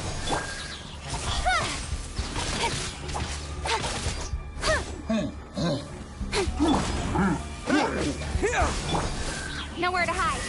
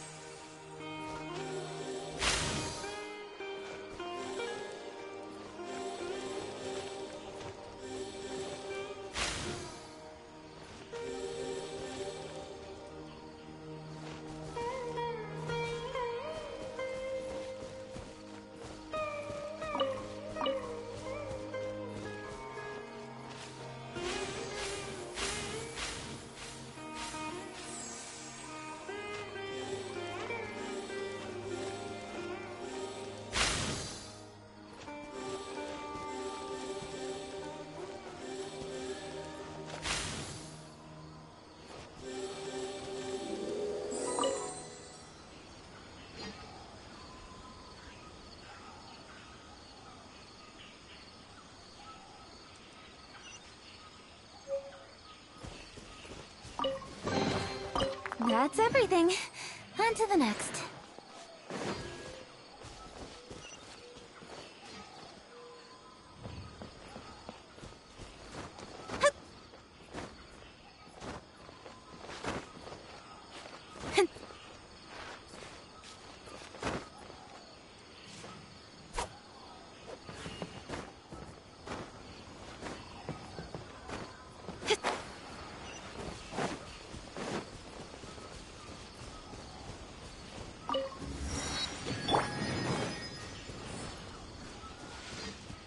Propagate!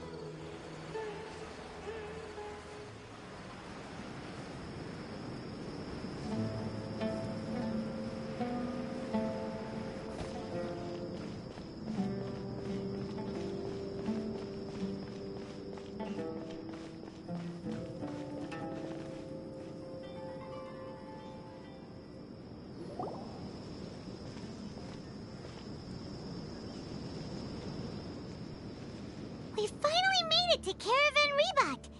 It's pretty lively here. So, just past this wall is the desert, huh? Oh, wow. Paimon remembers hearing people call this the Wall of Samiel. It's made to block sandstorms from the outside. Oh, if it's this tall, it's gotta be the divine work of Greater Lord Rukkhadevata, right?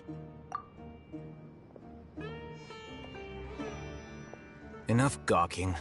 Come on, follow me. Huh? Over here.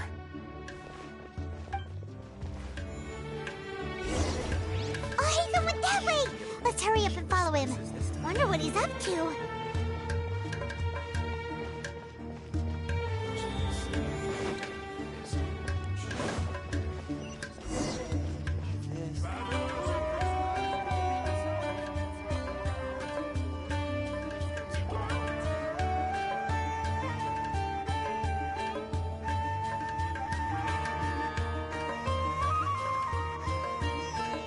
What the... Where did he go? How did we lose them? They were just here a second ago. More Eremite mercenaries? Who are they working for this time? Anyway, Traveler, it seems like we were being followed again. You were too careless. You should have noticed those hopeless amateurs trailing you a long time ago.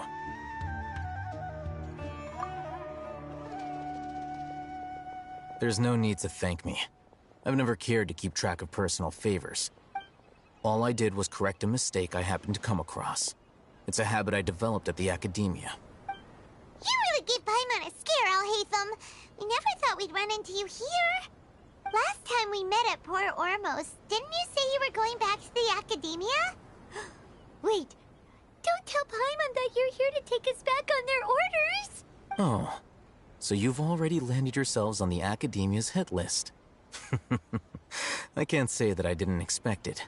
However, had I wished to turn you over to the Academia, don't you think you'd already be the Eremites' honored guests by now? Oh, right. You do have a point. I have no interest in running errands for that project. As a scholar, I've always belonged to the camp that promotes researcher autonomy. And these days, you're more fascinating than anything the sages can offer.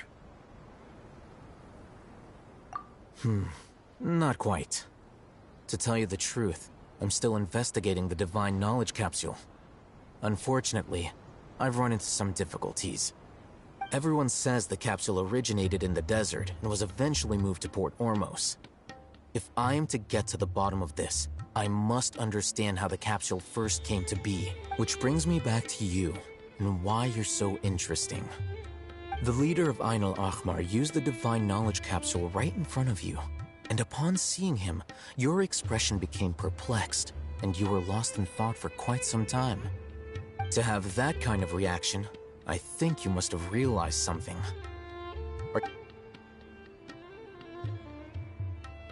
Oh, Hatham, you really have a ridiculous eye for detail. What kind of person even notices or remembers stuff like that? So that's your answer. Well, I do work for the academia after all. So considering that, it is indeed wise to keep your cards close to your chest. But that does prove you do have some undisclosed information about the Divine Knowledge Capsule. Am I right? No matter. Rather than simply learning the answers from you, I'd still prefer to investigate on my own. Speaking of, you two are also headed to the desert? That's right! We have the same plan as you! But we don't really have any concrete goals at the moment. Then I'd suggest starting with Aru Village. It's the largest settlement in the desert, so it'll probably have more resources and intel than anywhere else. Well, would you like to head there together? It's always better to travel with someone you know. Let's go!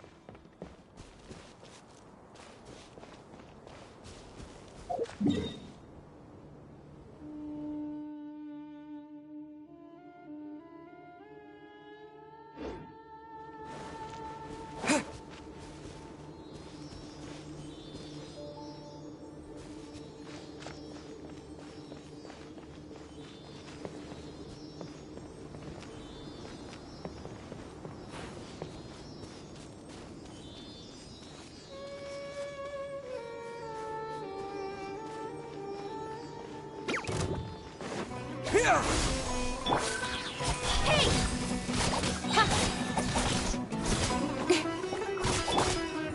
Busted. Propagate! Incoming.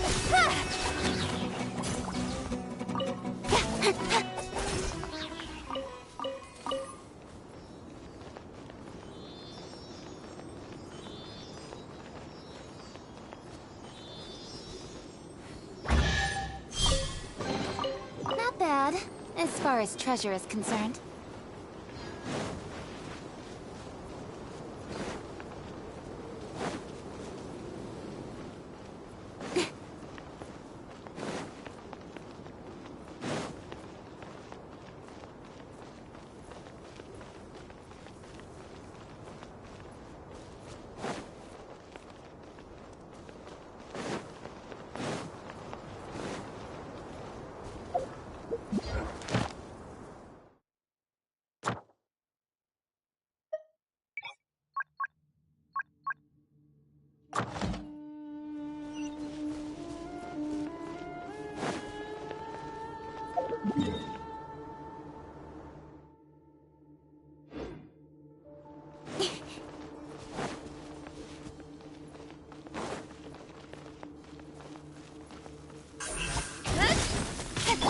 Scatter!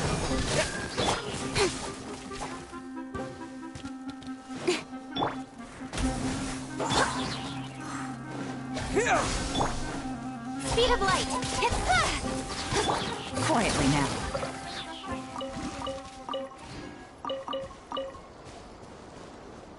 Take it easy.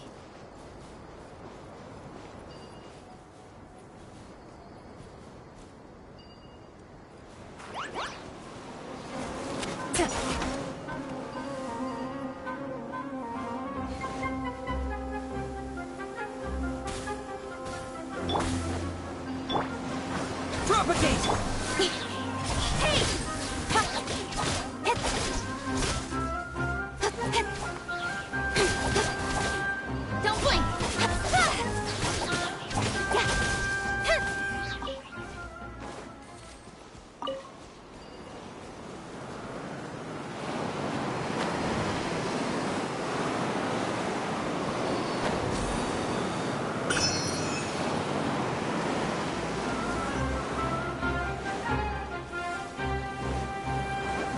Speed of light!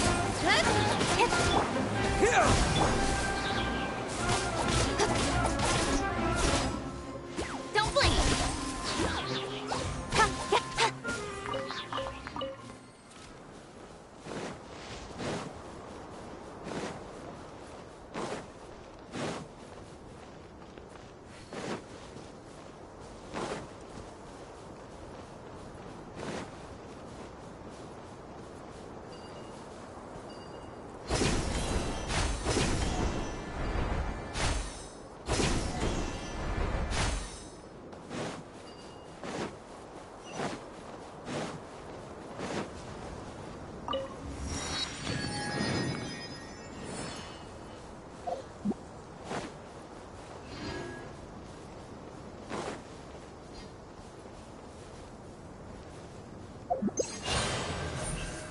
Speed of light!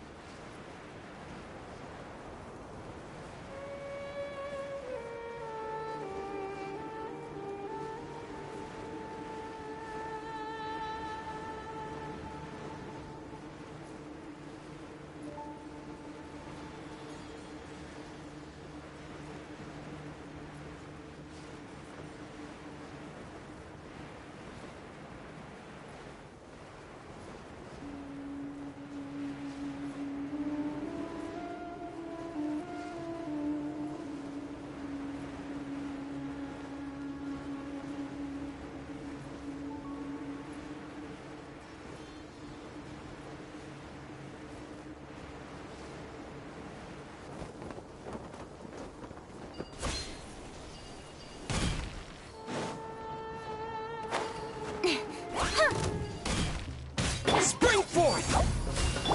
With sword comes shadow. Don't blink! Hey!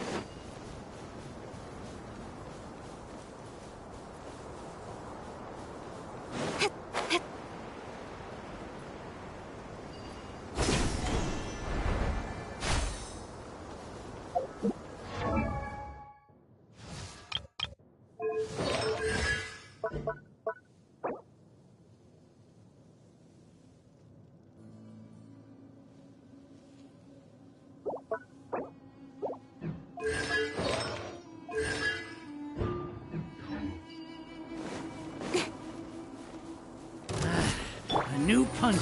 You are not welcome here. Busted. Here comes the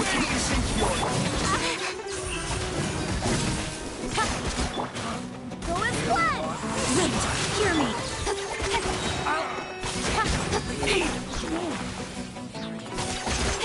Speed of light.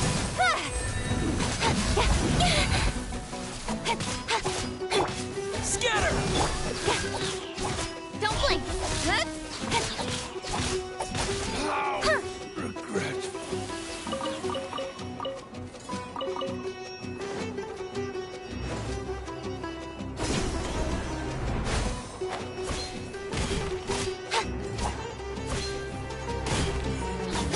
Speed of light.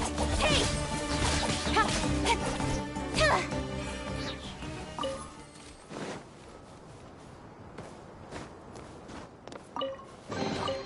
That's everything.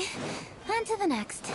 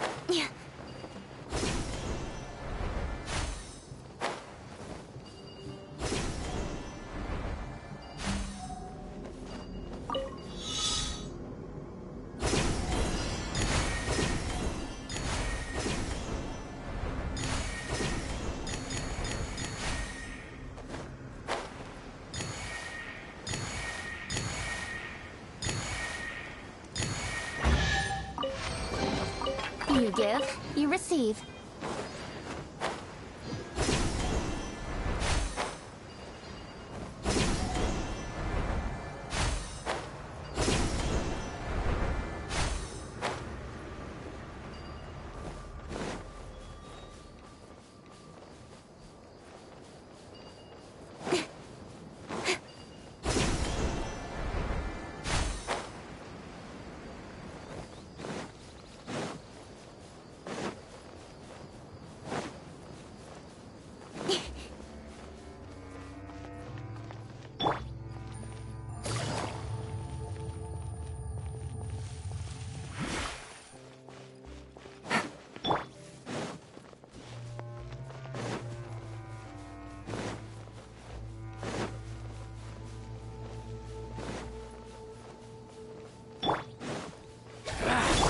Feeling lucky today?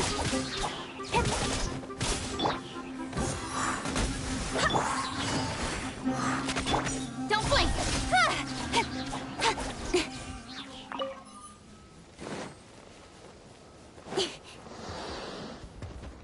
Happy to oblige. Speed of light!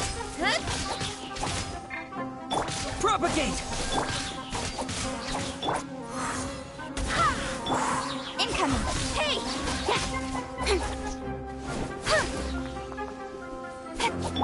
Scatter! Go and splash! Don't blink!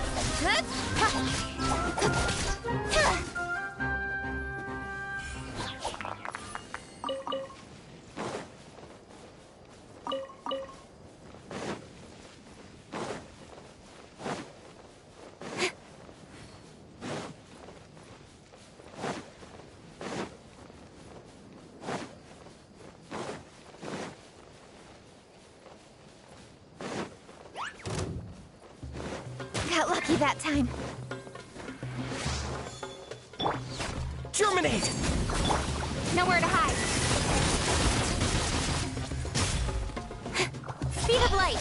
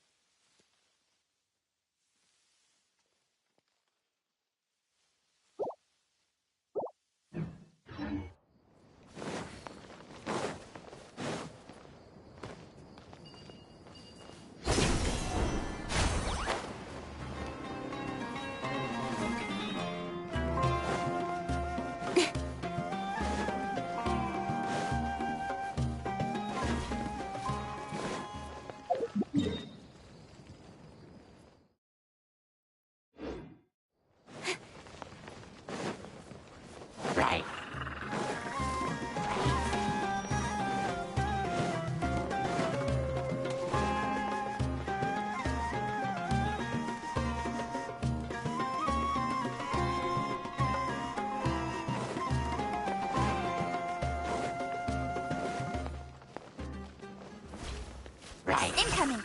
Hey!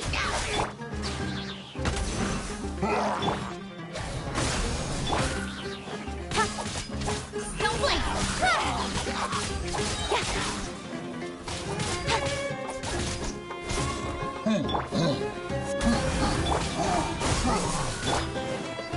Speed of light! Hey!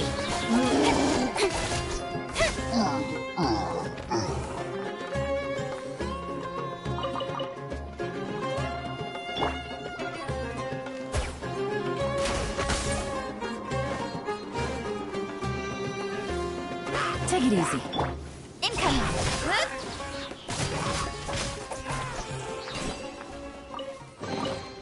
That's everything. On to the next.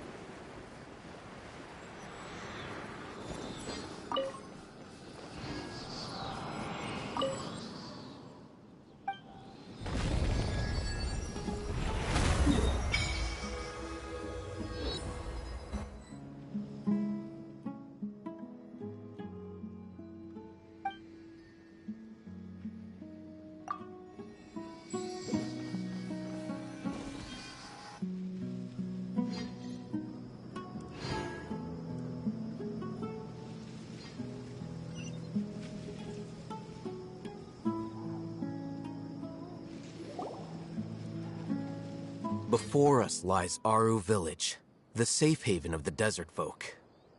Whoa, this landscape is really something else. What a cool place!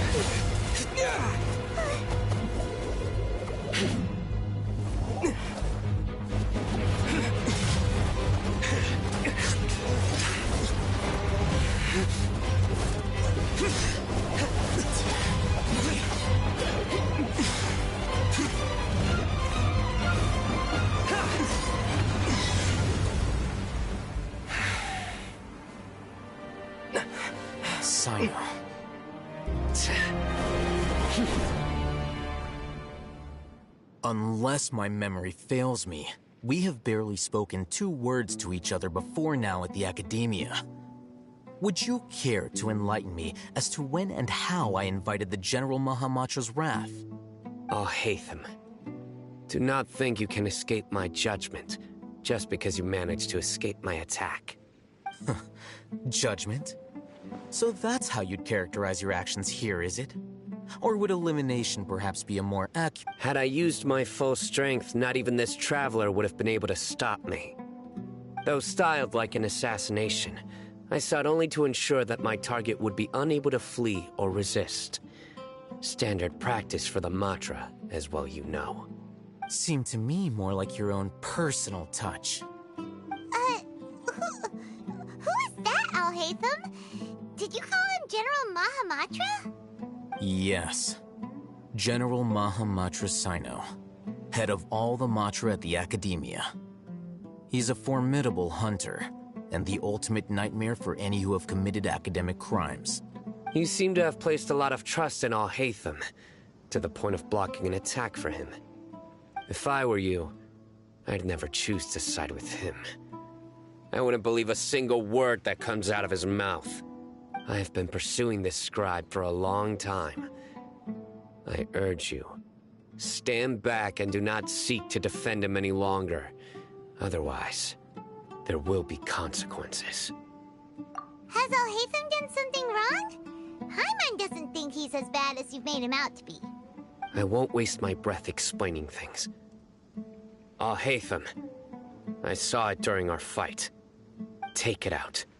The divine knowledge capsule you're hiding on your person. Unless you want me to retrieve it for myself. Very perceptive of you. Nothing escapes a Matra's senses. Wait, the divine knowledge capsule? Didn't it fall into the Matra's hands in Port Ormos? No wonder you speak with such confidence, Sino. But I must admit, I'm very curious. What does this capsule mean to you? And why, as General Mahamatra of the Academia, are you all alone in the desert? As far as I'm aware, the other Matra have been speculating about your disappearance. Have you been given a mission that's, let's say, morally dubious? If I was the real target of your mission, what was stopping you from simply using your authority and resources to judge me within the walls of the Academia? I should have known you'd be difficult to deal with. You two? Ugh. What should we do, Traveler? Paimon feels like we can't trust either of them. Ahem. Well, look at you two, acting all tough and self-righteous over there. Wait, Dia?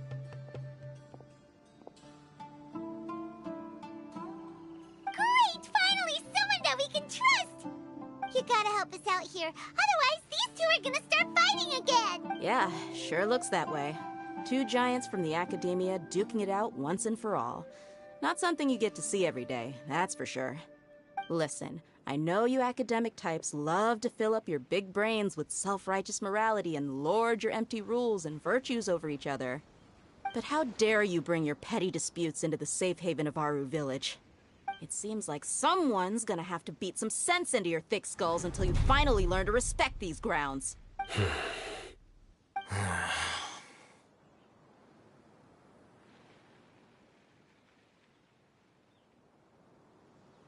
Hey, did either of you hear a word I just said?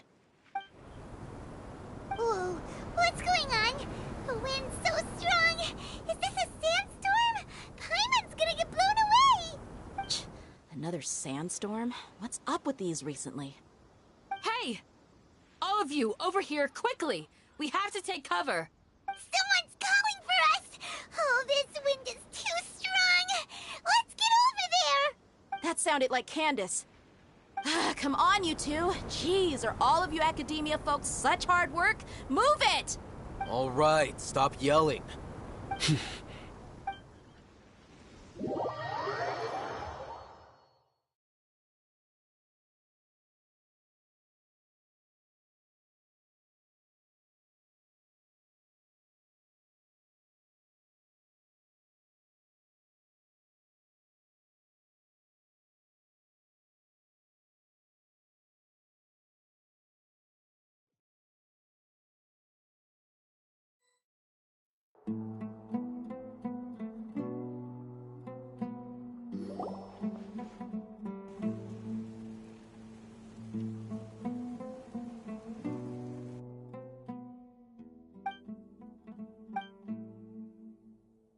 Well, this is pretty awkward.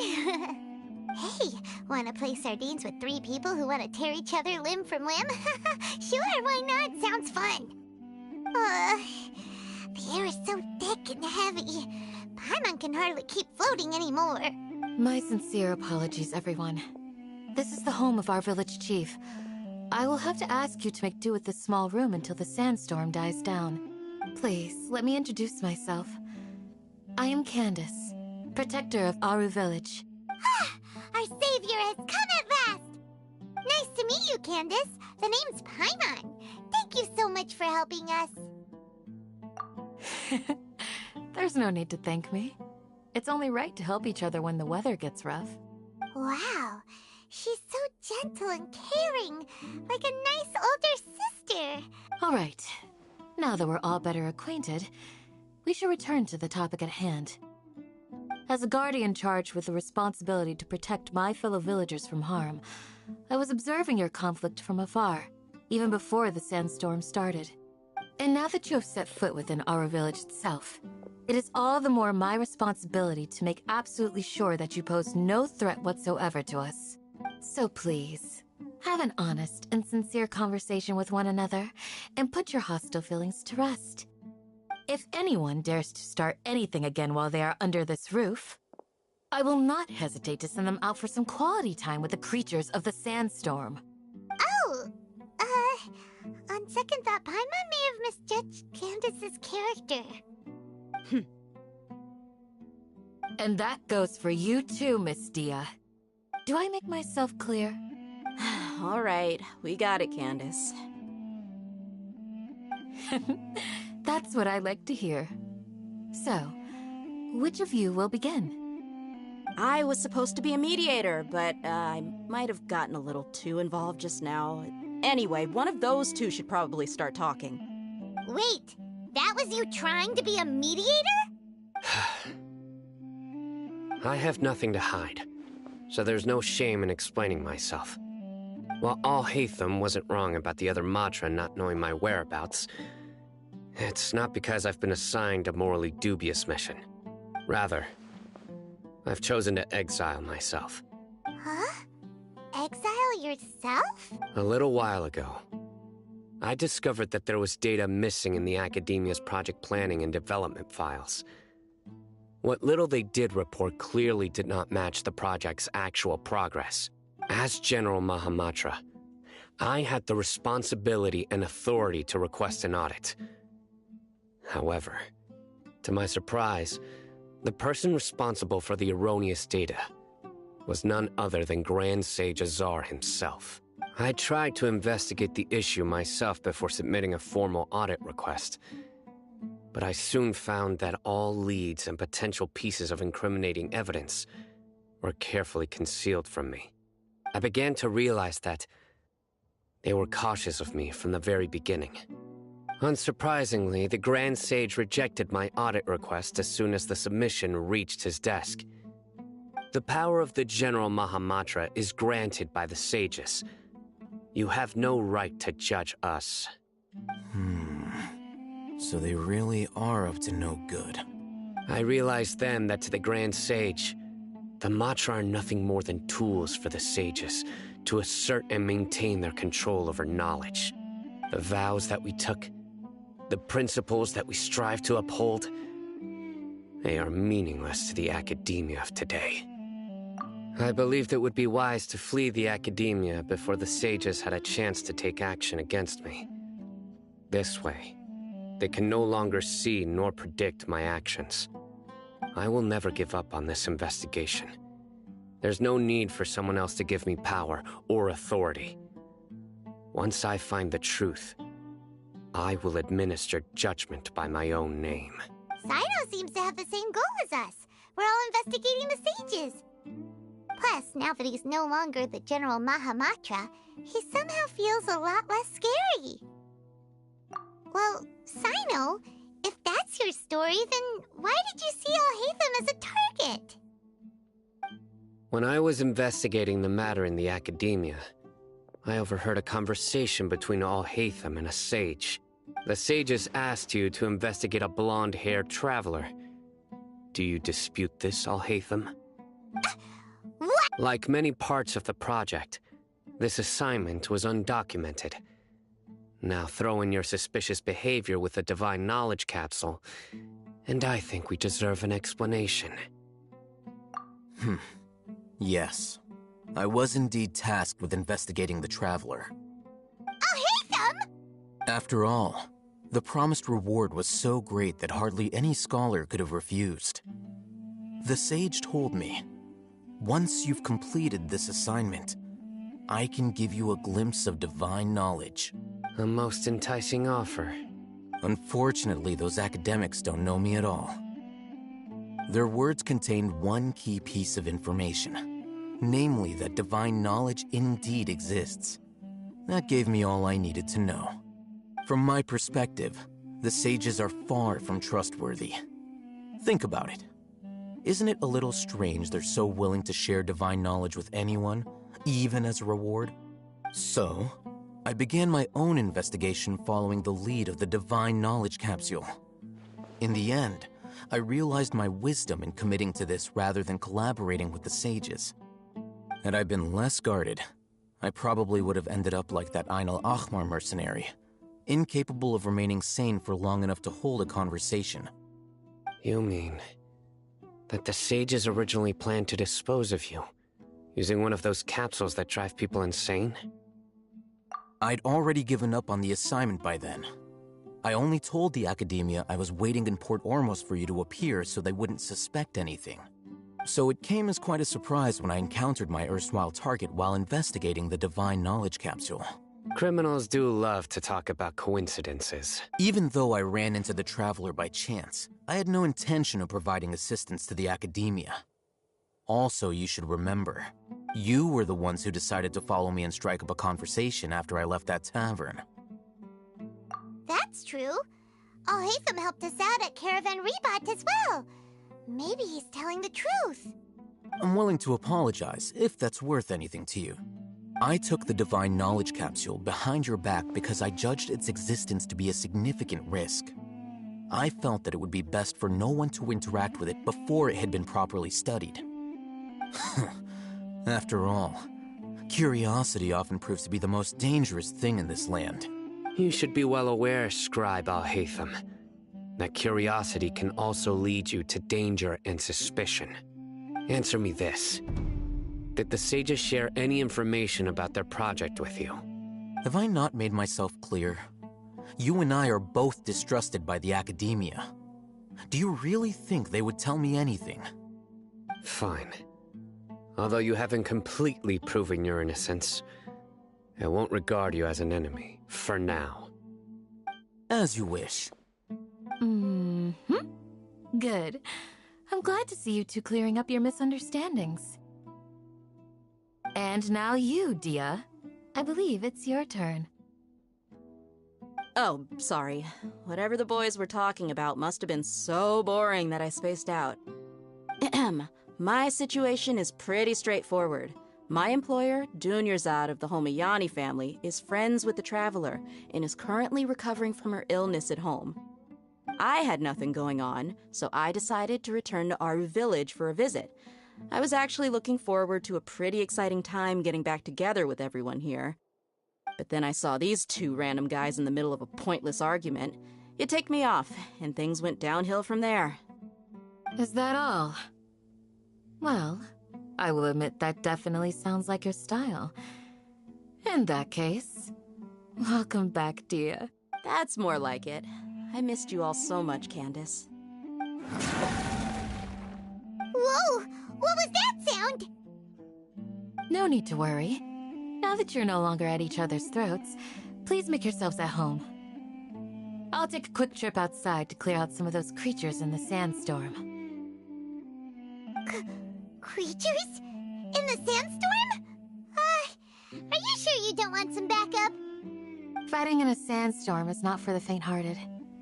Anyone without extensive training in these conditions is at a disadvantage. You needn't worry. Yeah, just leave him to Candace. Don't worry, she's as tough as they come.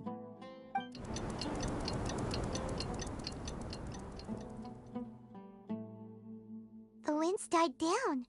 That means the sandstorm's over, right? Candace still isn't back yet, though.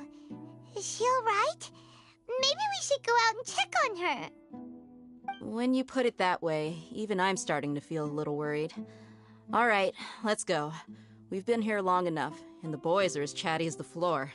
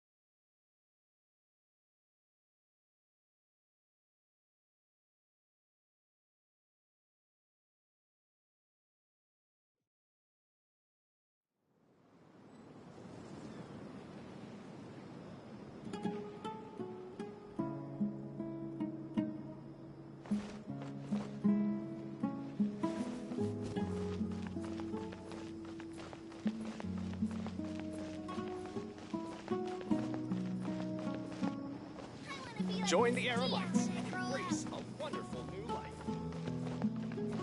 Oh, of course not. It's all a bunch of nonsense.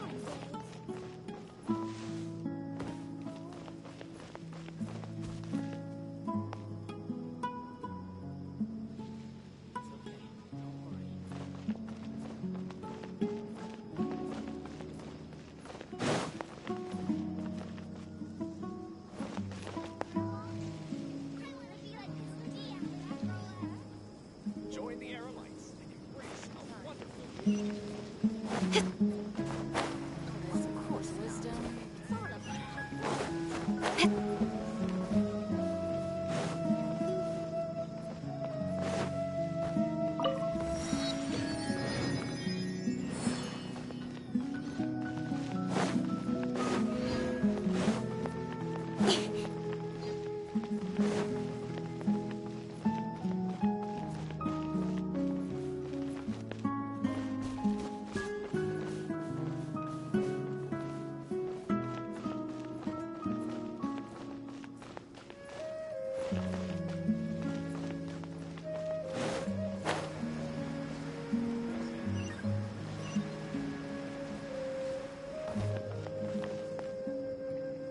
the Aramites and embrace a wonderful new life.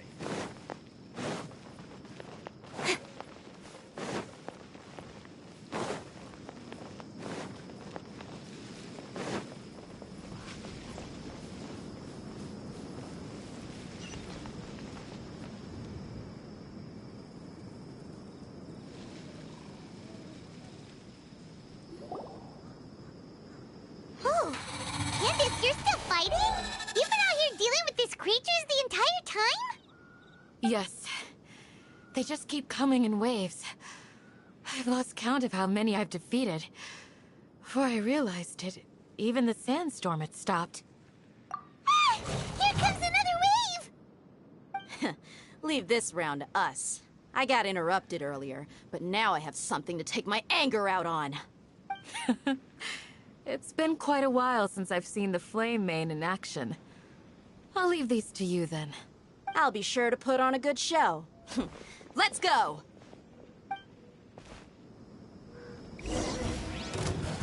Speed of light!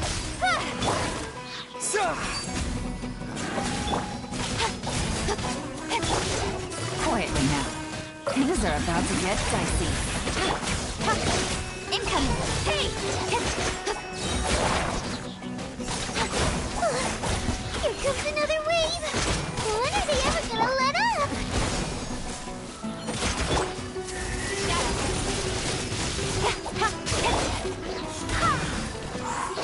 Barbados, guide us. Go as blood! Don't blink!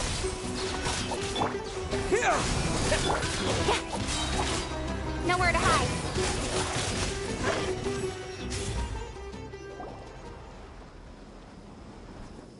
The creature stopped appearing. Was that the last of them? What we fought just now was probably the aftermath of the sandstorm. So we should be safe for the time being. Well fought, everyone. No injuries, I hope. Huh? Who are you?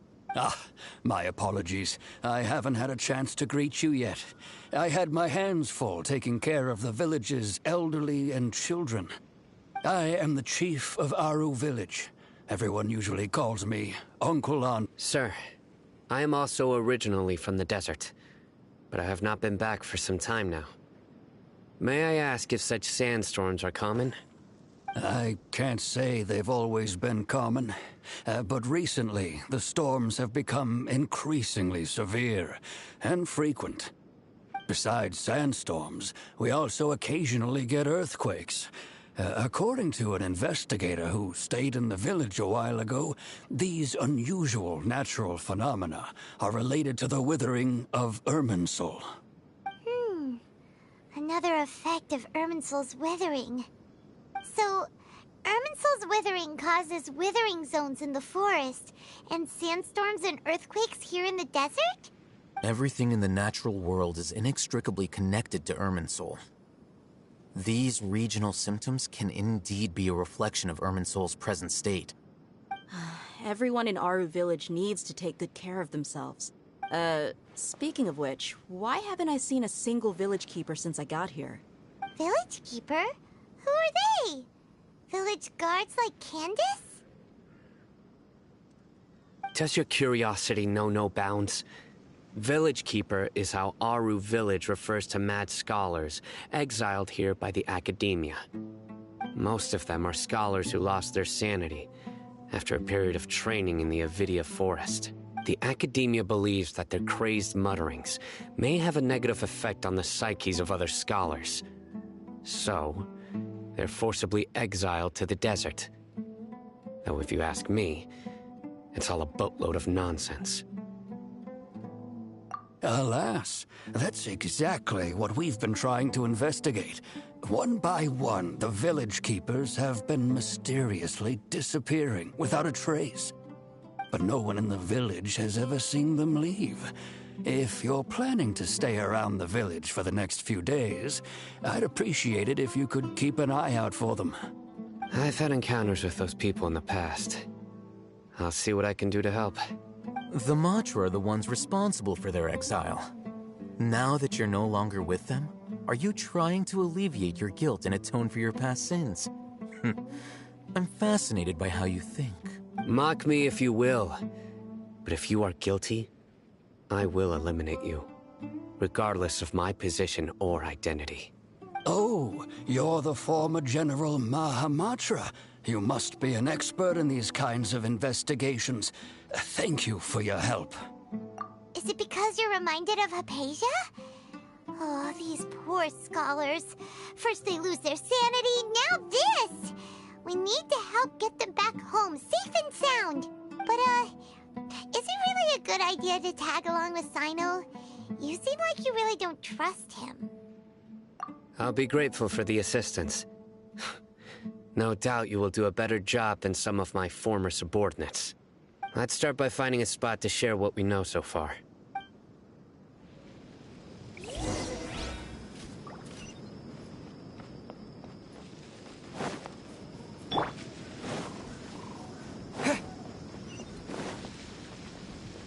Scatter!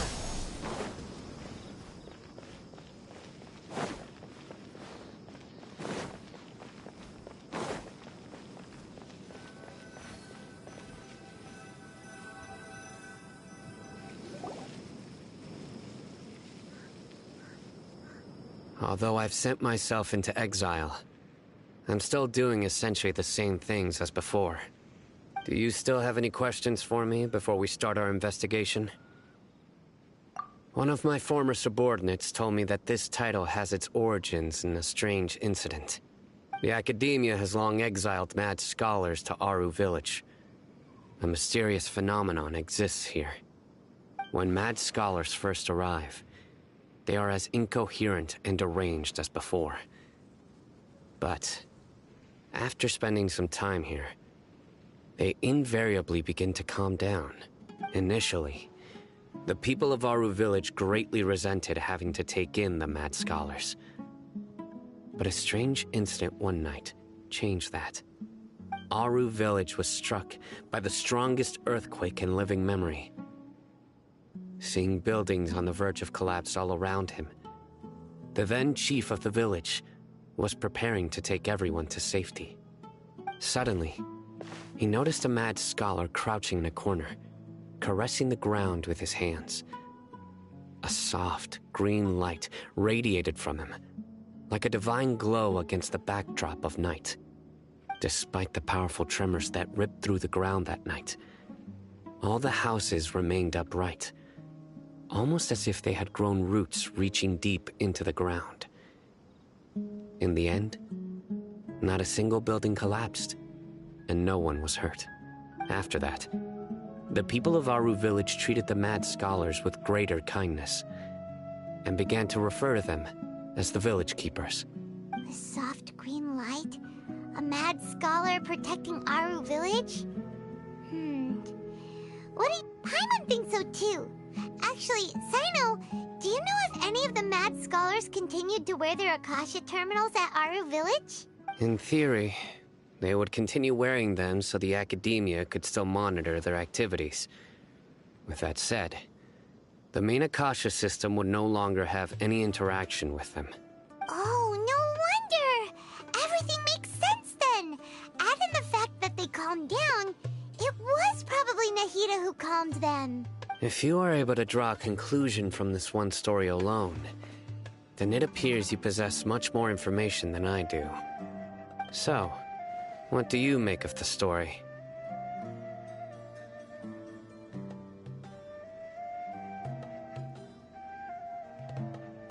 Really? Lesser Lord Kusanali. What? You don't believe us? Lesser Lord Kusanali was definitely using the Akasha to give her power to the mad scholars! No, it's not so much that I don't believe you. I'm just struck by your reasoning. Lesser Lord Kusanali, the current Dendro Archon, is she really active in Sumeru? The Academia has always placed far greater importance on the late Greater Lord Rukkhadevata. They've more or less ignored Lesser Lord Kusanali, and I've never had any reason to doubt their views. In addition, I've never heard any stories about Lesser Lord Kusanali and her deeds. To me, she might as well have been a god that never existed. No way! Nahida definitely exists! She's a... how should Paimon put it? She's a good Archon who's kind and wise, even if she says weird stuff sometimes. I've spent many years interrogating criminals, so I can easily tell when someone is lying. Good! Then you should know that we're telling the truth. That look in your eyes. I've never seen that from a liar. You two really must have met Lesser Lord Kusanali. How can this be? To think, our Archon has been amongst us this entire time. Alright, now it's our turn to put our skills to good use for this investigation. But easier said than done, especially since we don't have any leads. Maybe we can start by knocking on some doors. Excuse me, are you here to help me find my grandpa? Huh? Who are you? By the sounds of it, a resident of this village. My name is Isak. You'll help me find my grandpa, right? Is your grandpa a mad scholar? Hey, don't say that. Grandpa is just Grandpa. Why do you have to call him that? The person you're referring to is not a local. Yet you are. Why do you call him Grandpa? Grandpa is just Grandpa. He's my family. I heard everything you said to the village chief. Please, you gotta take me with you. I want to find my grandpa. I swear I'll help. I won't be a nuisance. Ah, so you're the one who was eavesdropping on us around the village chief's house. I was planning to go out and take care of whoever it was. But I had a vague feeling that they didn't harbor any ill intent. Whoa. Haven wasn't kidding about Matra having sharp senses. Sino, he's just a kid. All he wants is to find his grandpa. Let's find a way to help him. Sorry. I was only listening in because I wanted to know where Grandpa went. Honest. If you don't believe me, you can ask Miss Candace. All right. But first, let's confirm the facts with Candace.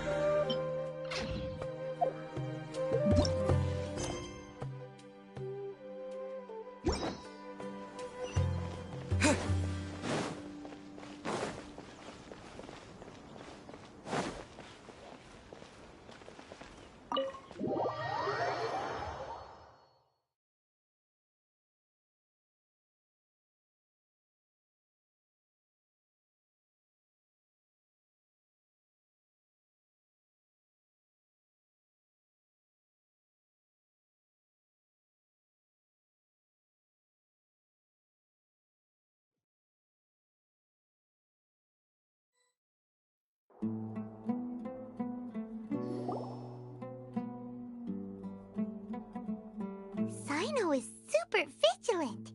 Is this what all the Matra are like? Ah, you're back already. We just wanted to confirm something with you. Do you know a boy by the name of Isak? I had a feeling he'd go looking for you. Huh? You knew this would happen? Yes. Although he tried his best to stay hidden, I still noticed him eavesdropping outside the window. He really wants to get his grandfather back. Isak's parents were both Eremite mercenaries who rarely returned to the village after finding employment in the city. He was raised by his grandfather. Unfortunately, it was only a few years before his grandpa passed away. Isak was still very young at the time, so various families in the village took turns caring for him so he could survive. Later, an elderly mad scholar arrived at the village. Isak thought the scholar bore a striking resemblance to his grandfather, and thus often spied on the man. However, the scholar was unkempt in appearance and incoherent in speech. Although Isak referred to the man as his grandpa, he was afraid and didn't dare to approach him. One summer night, the oft mumbling and bumbling grandpa suddenly calmed down and seemed to become more lucid. So Grandpa walked up to Isak and patted him on the head. He even took Isak to the entrance of the village, where he patiently taught the boy the names of the stars. The next morning, Isak woke up and wanted to go find his grandpa again. It's said that those who saw the scholar claimed he no longer appeared to be crazy, but appeared to be living in his own world, almost as if he were sleepwalking. Isak was thrilled that his grandpa was able to find peace and would follow him all the time, asking him things like, "Grandpa, want me to take you somewhere fun?" Or, "Grandpa, could you tell me stories about the stars again?" All this somehow just makes Paimon feel really sad. It seems like they both deserve so much better. Perhaps. Nearly everyone who lives in the desert has some form of hardship or regret. But even so, we must still continue on with our lives. It's also my reason for fighting. I must continue to protect this land.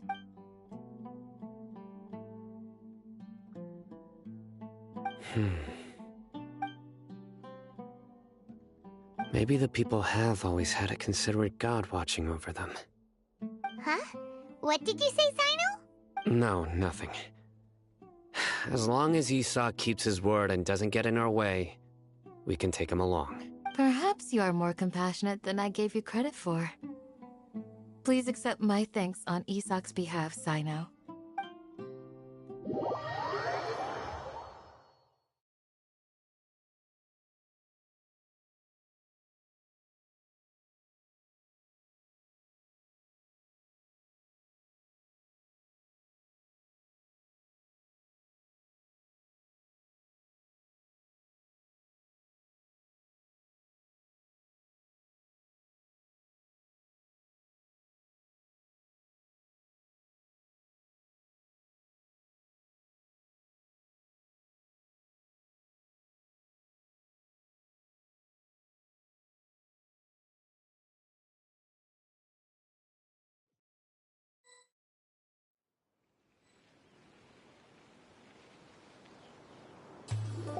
Hey, Isak!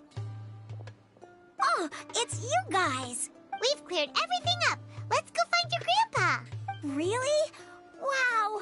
Thank you so much! Yeah! All right. Let's ask the local residents some questions first.